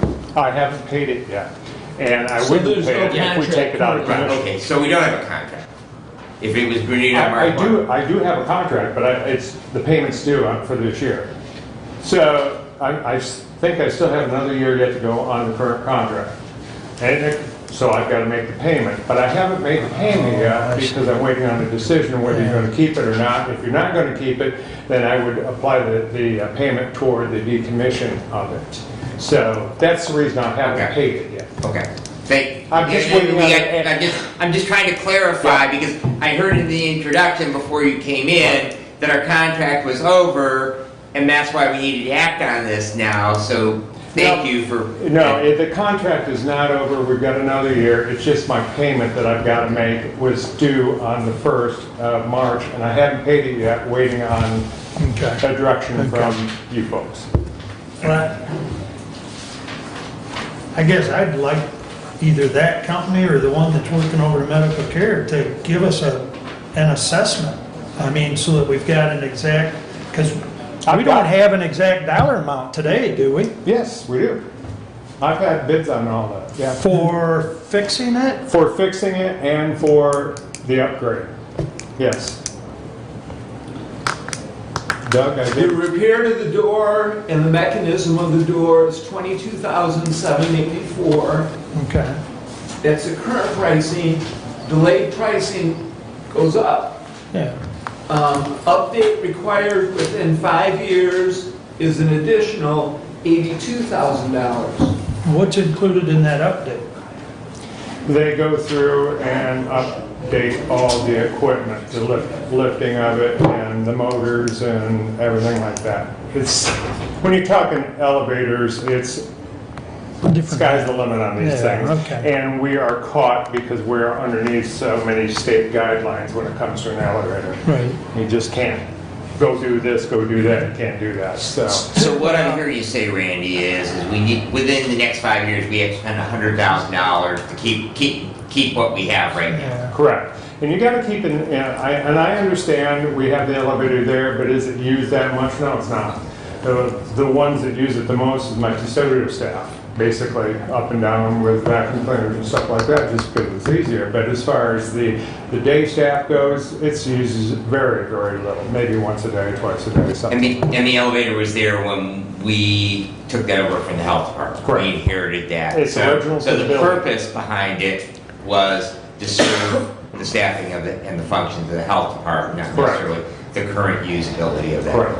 And when the health department was there was a hill, and the parking lot did not exist. Yes, the back parking lot actually got put in there when the dental clinic came in. Yeah, I remember They we were did required to put that in. That's actually a dental clinic's parking lot per se. But if we could actually come off that. And this is strictly for if you have wheelchair or whatever, you know, we can run a sidewalk from that parking lot over there and mark it out for handicap and then be accessible from that direction. And be accessible from the top that way. So do you need the elevator to be accessible handicap-wise? No, we can make it work another way. Well, that would be my only, you know, if we're gonna decommission it, I wanna make sure that we stay ADA compliant.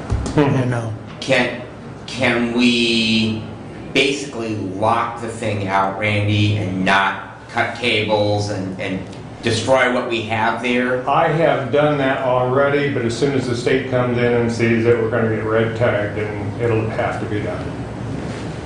Either we're gonna fix it or we're gonna. So even if it's not in use? That's correct. They're gonna red tag? Yep, the state's not gonna allow it just to sit like it is, no.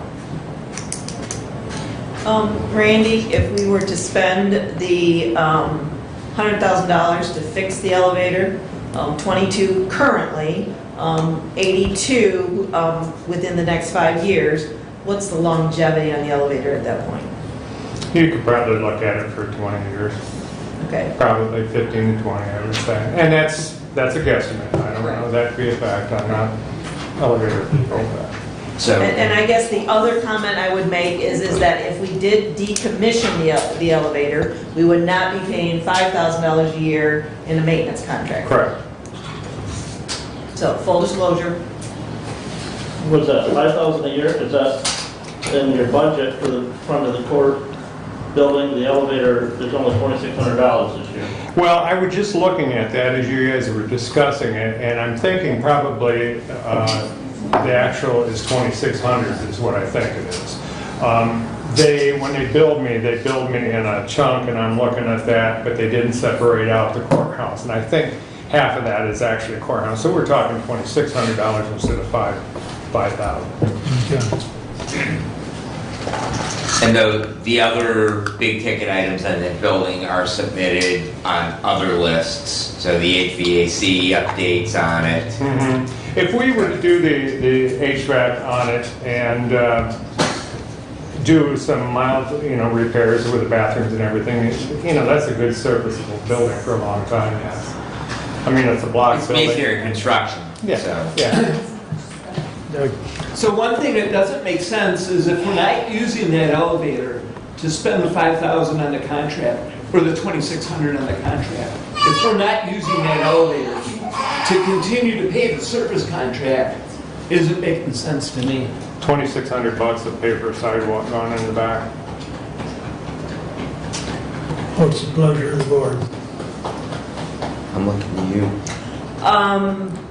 If you're looking to me, I have a hard time decommissioning an elevator for those who might have needed it, because if you were to hire somebody that needed it, it'd be a large ask to tell them they have to go out of the building every day and come in the back door if they need to get downstairs.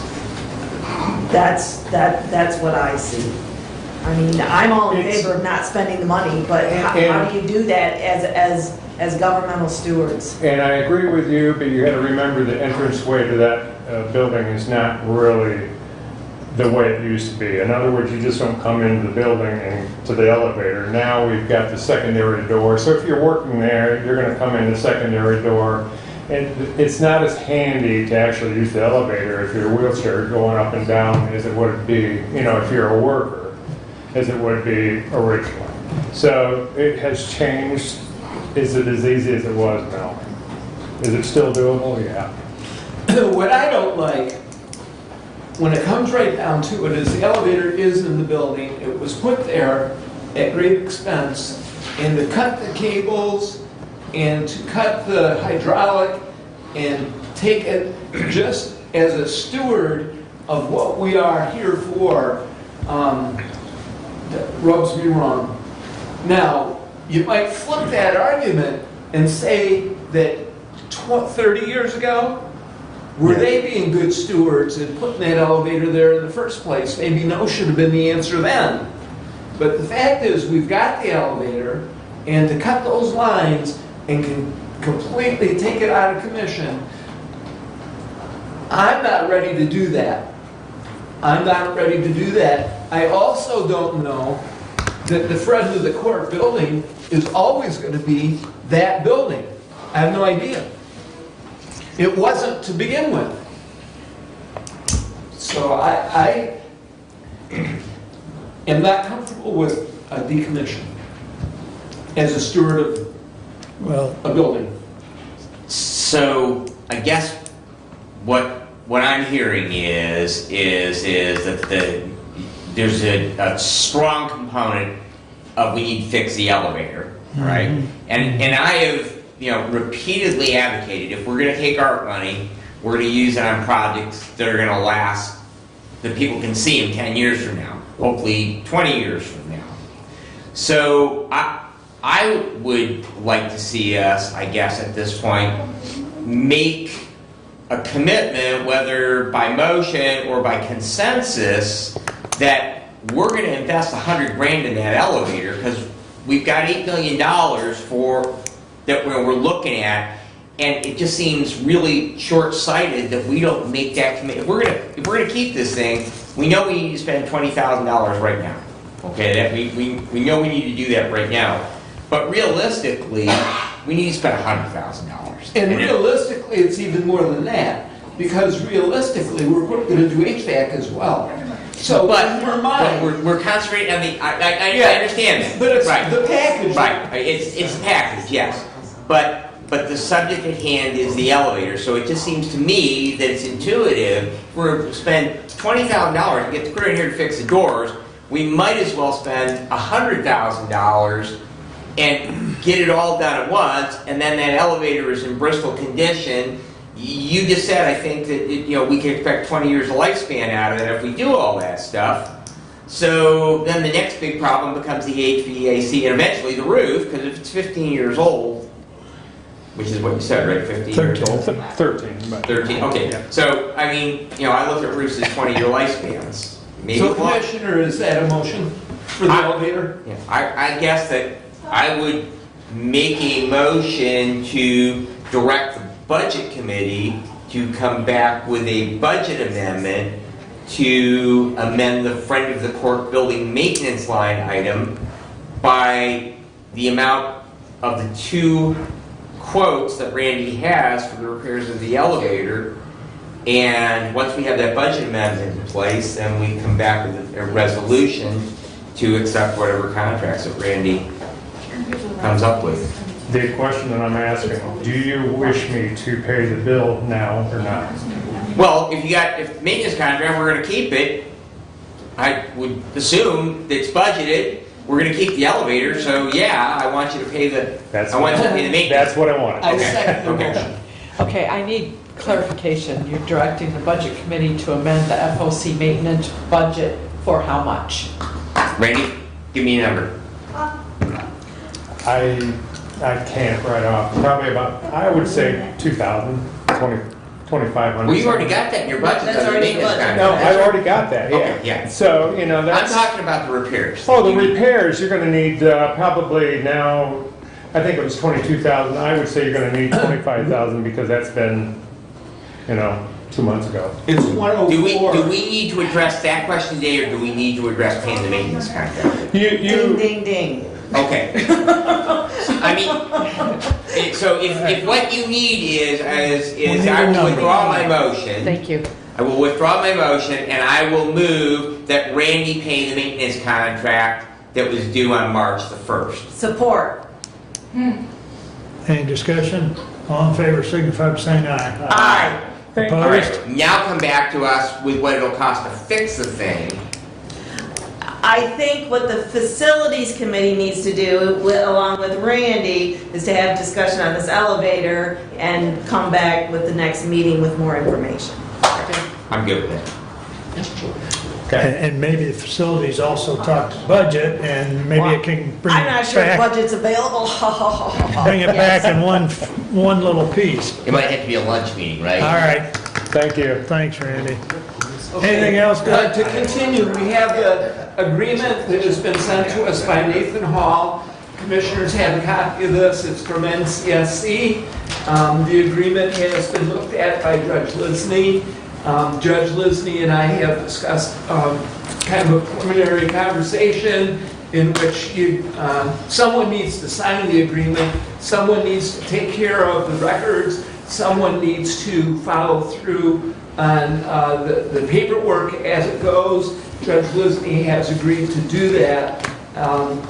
The change that I see in the agreement that I would recommend is in line 1, where the agreement is made between the First Judicial Circuit Court and Hillsdale County Board of Commissioners in Hillsdale County, adding Hillsdale County Board of Commissioners, because we are hand in hand in this project. While the court is doing their needs study with court people, by court people, the Board of Commissioners is the funding mechanism, and we need to be identified as a responsible party so that we are engaged in the decisions as it goes. And that would be the change that I would make on the document. And are they favorable to that change? Have you talked to them about that change? Have not. Well, I would agree that if they're favorable, yes, that would be a good change. I just don't know if they'll make the change or not, would be my question. Well, my thought is if they aren't, then do we really want to do this? We need to be involved as part of this responsibility, I believe, for me.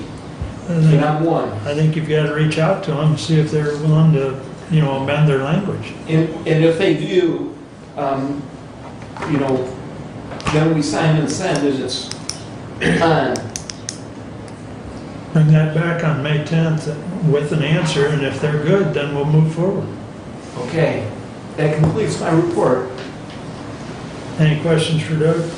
I guess I did get Judge Lisney's email regarding her changes. Are you going to address those too? I mean, not at this board level, but are you going to address them with? Yes. Okay. Okay. All right. All right. I'll run through my action items. 22062, to the Honorable Board of Commissioners, we, the Personnel Committee, authorize the chair to sign the Step 4 response to SEIU grievance. It actually needs to be signed by the chair and the vice chair, but I guess I would ask Jody to insert vice chair on that. Okay, I only put. Oh, you I only did, did well, that? that was the template Okay. you gave me. Okay. Put your both signs on it. Both sign the resolution, that's fine, okay. And I'll support that. Thank you, Brad. Just to summarize real quick, that was a grievance filed back in January. We're at step 4. The attorney told me that the personnel committee, or at least the chair, needs to sign that step 4 response, which is a denial of a grievance. Some of that grievance is confidentiality, but in the long and short of it is it was a complaint about SEIU not getting longevity, but they did away with it in their contract 3 years ago, and we got rid of it throughout the rest of the county over the last 3 years. So the attorney denied it, as well as did the county, for no basis. So that's kind of a summary of it, but they took it to step 4, and so we just need to send a written denial. So, is there any other questions on that? I wish we would have seen the actual written response to that as opposed to just the resolution. Because we are to agree to where this is supposed to be sent according to the contract after ratification of the decision. Okay? And how is it hard? It's hard for me to ratify the decision if I've not seen it in writing. I'd be happy to pass it over to you. I apologize. That's on me. So,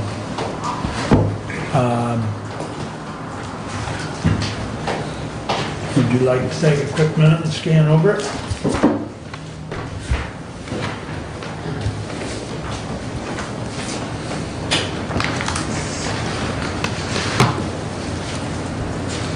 Just had a missed call from Dave Stoker. I'm sure he's calling about your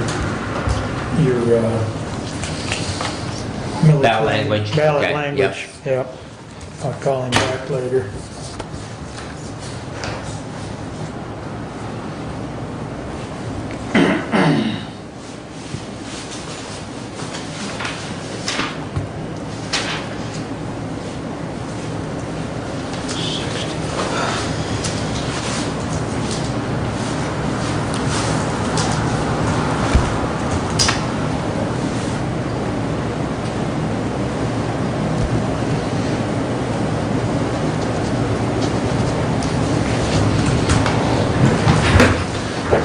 Yeah, I don't want to be accused of being Pelosi, you know, we'll just pass it and you can read it later.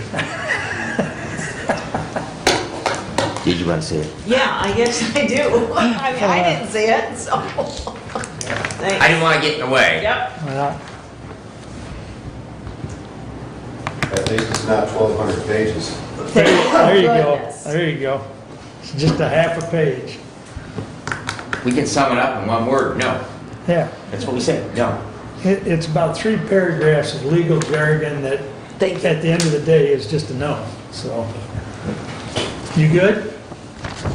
Do you want to see it, Tom? Should have signed it while it went by me. There, But it's not valid until he signs it anyway, so. well, hasn't been voted on. Might have been a premature signature.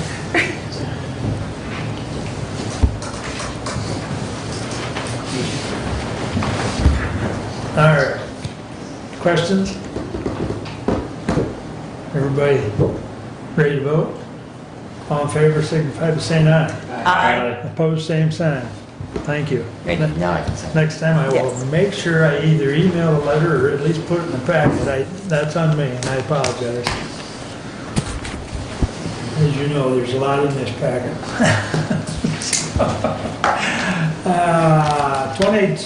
22-064, the Honorable Board of Commissioners, this resolution is entered into under provisions of 1996 PA 220 and the Municipal Employees Retirement System of Michigan MERS Plan document, as each may be amended This resolution is being adopted by the governing body of the participating entity and applies to all reporting units of said participating entity. Whereas Hillsdale County is a participating municipality with the Municipal Employees Retirement System of Michigan, MERS, and has adopted one or more retirement, insurance, investment, or other post-employment benefit products administered by MERS. Whereas MERS requires signatures of an authorized representative of the employer to execute contracts with MERS, the entry of which is authorized by the governing body and permitted under the applicable MERS plan documents. Whereas the employer wishes to designate certain job positions, the holders of which may sign MERS contracts relating to the adoption, amendment, and termination of MERS products and defined benefit service credit purchase approvals on behalf of employer to implement decisions and actions of the governing body. Whereas this resolution is not intended to apply to MERS forms or any other MERS document except as specifically mentioned herein. Therefore, the governing body resolves the holders of the following job positions are hereby authorized officials that can sign: 1. The MERS adoption agreements, resolutions, participation agreements, administrative service agreements, withdrawal agreements, and any other contracts between MERS and the employer with respect to the employer's participation in any MERS administered product and any amendments and addendums thereto. And 2, the MERS defined benefit service credit purchase approval. 1, the Hillsdale County Board Chair. This resolution may be revoked in writing or amended by the governing body at any time, providing it will not be effective until such writing or amended resolution is received by MERS. The governing body agrees that MERS may rely upon this resolution as conferring signing authority upon the holders of the above job positions to bind the employer with respect to MERS. Respectfully submitted for adoption. Second. Thank you. We've talked about this before. Kathy had it before us, I believe, a couple meetings ago. Is there any questions? I know we had, I believe, didn't we have a Zoom call on this? Yes, we did. 6 weeks ago or something? Right. This essentially just authorizes you to sign the document. Correct. A lot of words to say that the board chair is the designated signer. There's another resolution coming that Yes. deals with the other specific Yes. issue. Yes, which we have also already talked about. Yep. And this is just making it in writing with the correct terminologies in the resolution. So, Yeah, the other one's longer. Anyways, any further discussion on 22-064? All in favor, signify by saying aye. Aye. Opposed, same sign.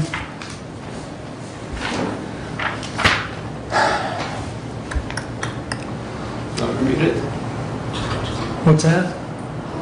I'll read it if you want. If you don't mind, I'm getting... To the Honorable Board of Commissioners, whereas Section 36, 2A of the Municipal Employees Retirement Act, MURA, 1984, Public Act 427, MCL 38.1536, 2A authorizes Municipal Employees Retirement Board, known as the Board, to establish additional programs. Whereas the Board has authorized MERS establishment of a retiree health funding vehicle, RHFV, which a participating municipality or court or another eligible public employer that constitutes a municipality under Section 2B2 of MURA, MCL 38.1502B2, eligible employer may adopt. Whereas the board has established a governmental trust further called the trust, under Section 115 of the Internal Revenue Code, thus our code, to hold the assets of the RHFV, which trust shall be administered under the discretion of the board as fiduciary, directly by or through a combination of MERS or MERS duly appointed agent, the program administrator as defined in the MERS HCSP and RHFV plan document, and is a tax exempt under Section 115 as confirmed by MERS private letter ruling from the Internal Revenue Service dated January 13, 2004. Whereas the Public Employee Health Care Fund Investment Act 1999, Public Act 149, MCL 38.1211, further known as Public Act 149, allows a public corporation to create a public employee health care fund and provides for its administration, investment, and management in order to accumulate funds to provide for the funding of health benefits for retirees and beneficiaries. Whereas a MERS RHFV Healthcare Trust Fund created under Public Act 149 constitutes a governmental trust established by an employer under Code Section 115, provided that the Public Act 149 trust does not accept assets from any defined benefit health account established under Code Section 401H. Whereas the board is an investment fiduciary of the trust under Public Act 149 and the Public Employee Retirement System Investment Act, Persia, 1965, Public Act 314, MCL 38.1132, and is responsible for the custody of assets in the trust, as well as the establishment and monitoring of the investment options that comprise the investment menu, among which a participating employer may select one or more of the investment of its RHFV assets. Whereas each participating employer is also a fiduciary of its assets in the RHFV under Public Act 149 and is responsible for the allocation of its assets by use of the investment options offered within the RHFV investment menu, establishment of an investment policy for its RHVF assets in compliance with Persia. Whereas adoption of this MERS retiree health funding vehicle uniform resolution, the uniform resolution by the eligible employer is necessary and required in order that the benefits available under the RHFV may be extended to the eligible employer, and whereas the RHFV shall not be implemented with respect to any participating employer unless in strict compliance with the terms and conditions of this uniform resolution, the HCSP and RHFV plan document, and the trust agreement.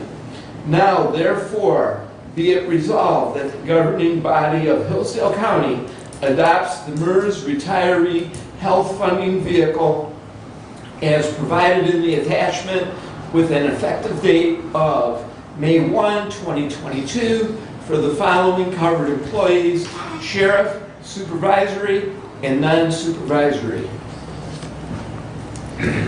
Move for adoption. Support. Thank you for reading that, Doug.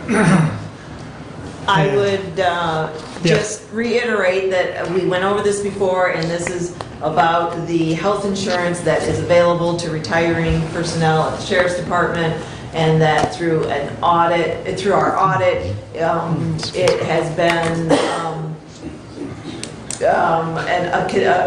noted that we don't have it and that we need something, and through changes in state law, by having this vehicle, we should not have any noted exceptions in our audit. I still think we tell the state, stick it in your ear. We have so few obligation on this. So, I'd rather not have to pay additional money to fight with the state. Yeah, Because the money that we fund this with, we don't lose. I mean, I know. it is for the intended the plan purpose. is to limit that funding to Yes. the annual expected cost correct. of the retiree healthcare So we're benefits. not really spending more, we're just And kind of reallocating how and it's, those retiree healthcare benefits are entitled from retirement, I do believe, until they are eligible for Medicare. I believe And that then is underneath true. the contract, Yes. they have to go on Medicare and then Yes. Medicare supplemental. and Yes. it is only for the employee. And they- Employee or their spouse. Yes, But they pay 50% of the cost. Yes. correct. Any further discussion? All in favor, signify by saying aye. Aye. Opposed, same sign. Aye. Thank you. I was waiting for you to Some vote hills no on aren't worth something. dying on. Okay. Real quickly, I've got Terry's medical care facility report. Over the past 2 weeks, they've performed over 300 COVID tests and have one staff member off work related to an outside exposure, have 0 resident cases in the facility. They continue with health screening of all visitors. Thank you. And continue to require a mask for all visitors in common areas of the building. Let's see, those residents and staff over 50 years of age are now eligible to receive a second booster. We are planning a vaccine booster clinic the first week of May. And communal dining, limited group activities have resumed, including religious services and musical entertainment. We continue to have nursing department positions available, including CNA class openings. And if anyone's interested, they can contact the Human Resource Office at 439-9341. And I do know that we have the medical care meeting this Thursday afternoon, so I may have some other updates, but I'll share them next meeting. I partook in a couple meetings. One was via Zoom with Tim Dixon and his counterparts in Branch County and St. Joe County. We also had the what's her name? Tori Benden. She runs the facility in Calhoun County, which is actually located in Marshall. You mean the youth? Youth home. Okay, you did not say that. I'm sorry. I was confused. Which facility were Yep, you talking yep, about? Thank yep. you. Thank you, Kathy. I get talking but what the discussion evolved around was there is some thoughts anyways of regionalizing the youth home, you know, or the housing of our youths. Not necessarily that any one county would get rid of their facility, but how do we use them collectively? One of the biggest issues, Marshall's got 42 beds facility and they're adding 10 more. And why they're adding is beyond me because they can't even staff the facility for the 42. But there's some other renovations that they're proposing to that facility to include, and I believe the 10 beds actually are in a more secure wing, which requires, you know, different. But I'll let you know where that goes. We really didn't schedule a secondary talk at this point, but Bud Norman helped arrange that. Just another one of those ideas that are floating around out there to maybe save the counties separately and collectively some money. Met with residents of Long Lake last night, and I had Matt Word join us as well as Bob Godfrey from the Road Commission, and Keith O'Neill was there from REU, and Representative Fink. And there was probably 40 to 50 residents, and we pretty much were able to cover all the questions and issues. Not that we got all the questions answered, but Representative Fink was going to get back to him on a few things, and I'm getting back to him on one thing. And but it was a good meeting. And he, Representative Fink, for the rest of you, he's open to group meetings like that if you want to facilitate one. May I ask what the meeting was in regard to? Because I know the Long Lake residents, I guess I don't know what the issue It was everything under the sun, Oh, Kathy. okay, all When we right. got invited, quite frankly, we didn't know what to expect. Okay, all right, thank you. But, I mean, and when I say everything under the sun, it was roads around the lake, not the private drives, although that conversation came up because what are private versus public and how do you fund it? They put windmills in, they would have had the tax base to fix those roads. Yeah, don't even go there. But there is a couple county drains on the western side of Long Lake, or kind of the southwestern side. But that, and water quality was talked about. So does that mean sewers? When you say water quality, that's usually what that means? Nobody brought that word up. Huh, imagine that. But, yeah. Okay. So Increase the temperature of a township. they were talking about, their concern about the water quality was there was some spraying going on, and I've got to follow up with the health department whether that was one of the areas that were sprayed last summer for mosquitoes. And they were wondering about that, so that's the one thing I've got to follow up on. But yeah, it was, and they had some questions that were more pointed at, state issues like funding, if there was any funding for, like algae bloom or anything of those type of questions. Then of course, Representative Fink opened it up to anything. So, Thank you. any other questions? Public comment. I will set my timer so you don't cut me off, Yep. Commissioner Wiley. Now, I'm going to walk out the door in about 5 minutes. That's all right. So I just wanted to follow up on a few things, and people aren't here to appreciate this. Though, from my record and my recollection, entities have been named on senior service millages across the state under Public Act 39 of 1976. To name a few, both private and under the county umbrella, including places like Community Action Agency in Delta County, Oceana County Council on Aging, Marquette County Commission on Aging, Cass County Council on Aging. So in local, reading emergency services prior to the ambulance service splitting apart was also named on the ballot, as well as Hillsdale County Medical Care Facility. So you are correct, Commissioner Schmidt. In rolling back, in combining both millages, it will be a new millage, even though voters approved a total of 1 mill with both half mills. So part of combining it is the Headley rollback goes away for a total of $29,773, increase to the 44,746 people in Hillsdale County. So a half a penny is an increase, but I thought that deserved justification. The center also received a legal opinion from Dickinson Wright, and I mentioned this earlier, that is similar to Cole and Stoker, who has expertise in bond issues, legal counsel. They stated HCSSD can be named. We have been for 25 years, and in fact, you have the ability to amend Resolution 22-063 in the next meeting and still place it on the ballot with the center being named. So just thought I'd bring that to your attention because just like Cole and Stoker, Dickinson Wright is an expert in that.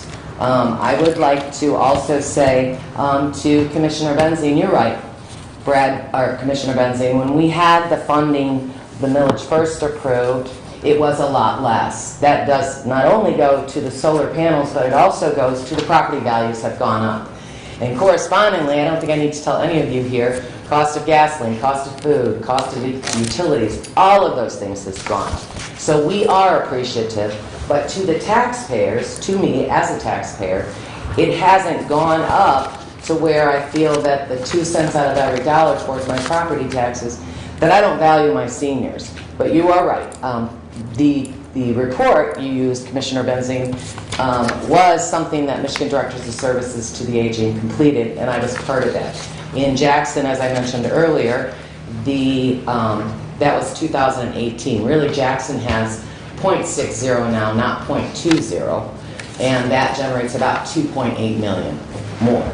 But, so it makes sense that in any given area, the millage, one mill is not going to generate the same in Hillsdale County as it does in Traverse City or any of those places. Additionally, I think it's worth noting that Region 2 Area Agency on Aging, when they talked today about serving those seniors 44 in the Medicare and Medicaid assistance program and save money, those were served through our agency. Region 2 Area Agency filters funds, government and state grants down to the providers, and Hillsdale County Senior Services Center is the local provider. So while they say these numbers, it's the center that's providing much of those services. They include our numbers because we're the ones that provide the services. It was also mentioned, as one of you mentioned today, that you would have the authority every year to reduce the senior services millage if we're not named in it. Causes me concern. And I don't need to go to any history for that. So, most of all, I guess just ignoring the historical perspective with regards to your duty as a county commissioner is to support the ballot with HCSSC in it and let the voters decide. And none of you mentioned it, but I'm almost 100% confident that at least 1 or 2 or 3 phone calls each of you received or emails you received from senior citizens in this county that elected you to your office reached out to you regarding this very same thing. So, little upset, to say the least, because as we well know, the history shows, can I trust the county commissioners to levy the full amount? Not so sure. I think it's disrespectful to the seniors that we serve. Thank you very much. Thank you, Jerry. Anyone else with, Carol? I'm sorry.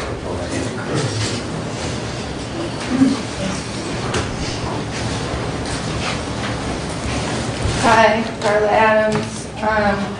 So I wanted to ask you some questions. In the policy, it states that you need 3 bids, and if you don't have 3 bids, you're supposed to have a letter. So I was just curious, out of the last 2 years, how many of your resolutions passed for services with only 1 or 2 bids? And if this is a notorious thing, because it seems to be a repetitive behavior, which I would like to stop. If you can't get the 3 bids, then you should table it. Also, the towers that are in question for the $9 million upgrade, those aren't even ours. So how should the taxpayers be responsible for something that we don't even own or will own, when I know that there was boosters for cell phones granted that can call just as easily without burdening taxpayers on ARPA money?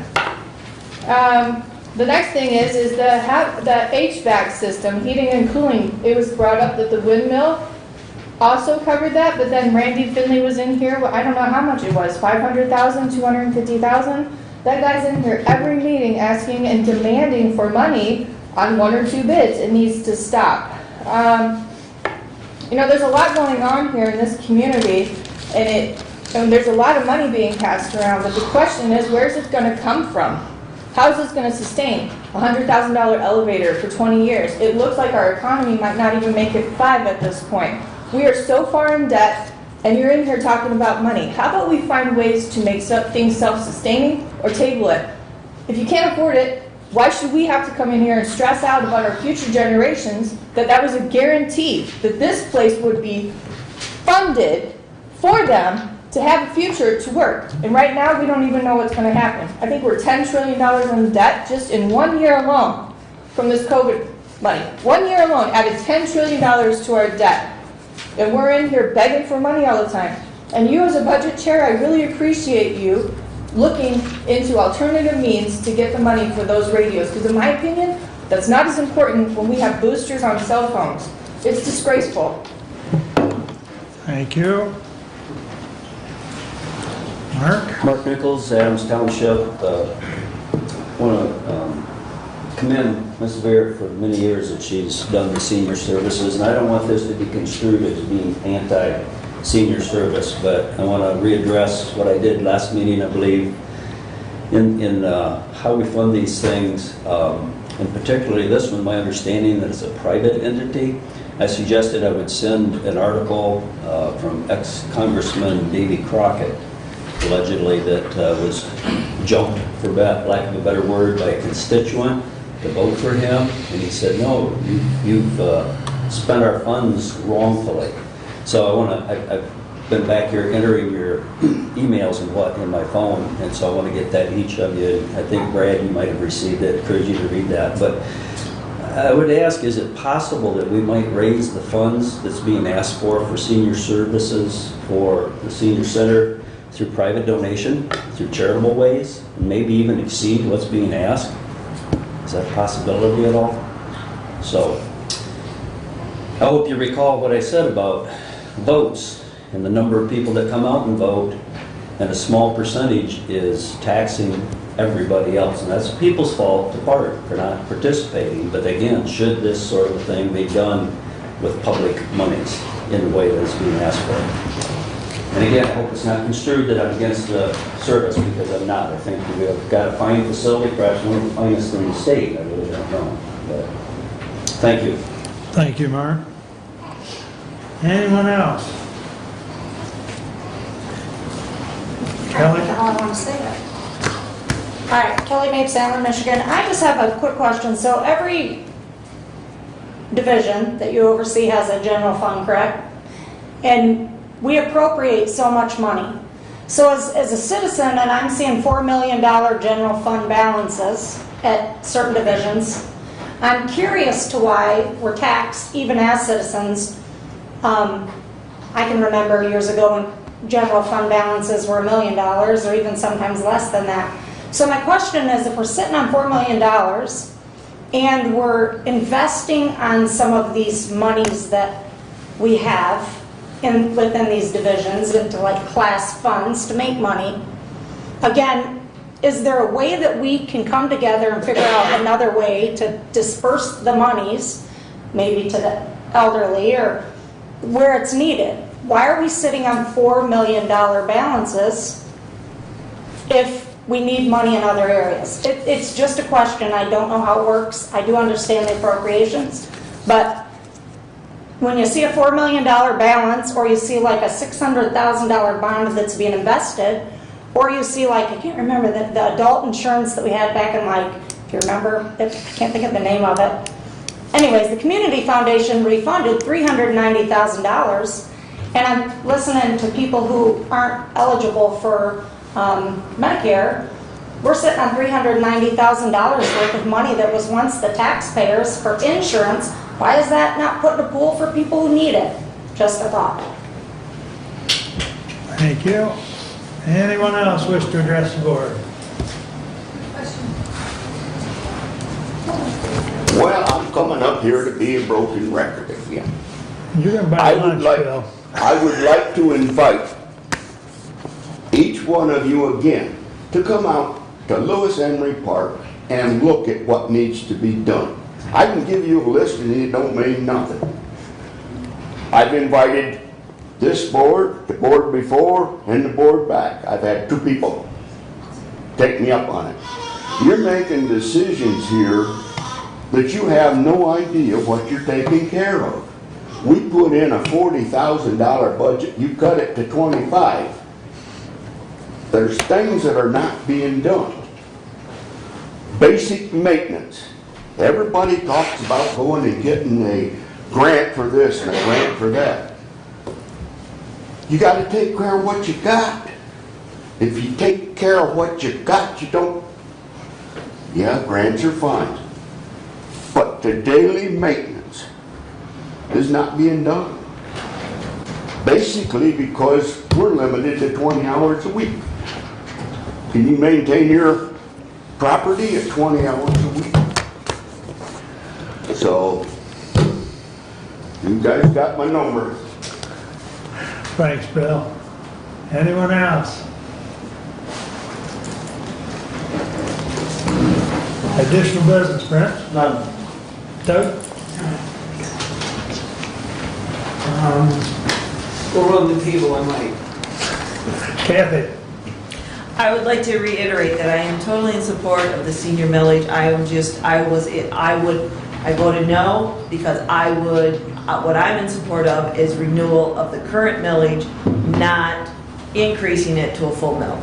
So again, I'm totally in support of the senior center. I'm not I'm not against them, I'm not against the millage, I'm just not in favor of an increase.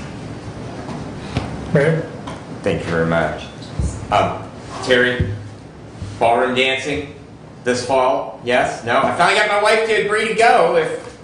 I don't know. Okay. See, we have fun. If I'm gonna use your gym, you gotta get mats for jujitsu. So, with that said, so politics is the art of the possible. And so I think that the language today was something that I could support and vote with. And as I speak to the 6 townships and 1 village that I represent, I will present that language that is on the ballot in a positive light, because it is language that I could agree with. So I want you to understand that is why I supported the language as it was. Just 2 other items. First and foremost, I'd like to invite everybody to Woodbridge Township Fire Department on Memorial Day weekend, Saturday, May 28th for pancakes.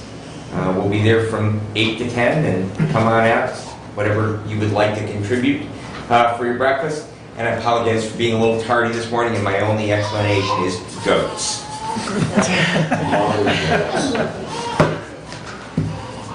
I guess I would echo the sentiments of both of you. I support the senior millage.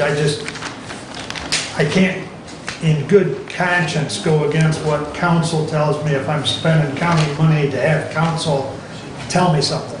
So, you know,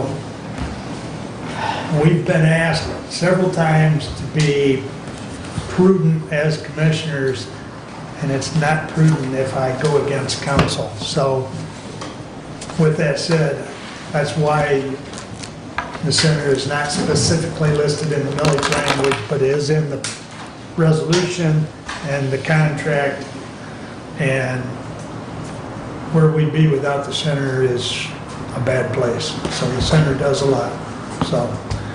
Yes. Doug? Yes, so we had talked about an office space for the new court position, and that space has been put in the annex building on the 2nd floor in one of the, in Neil Brady's old office, to minimal expense.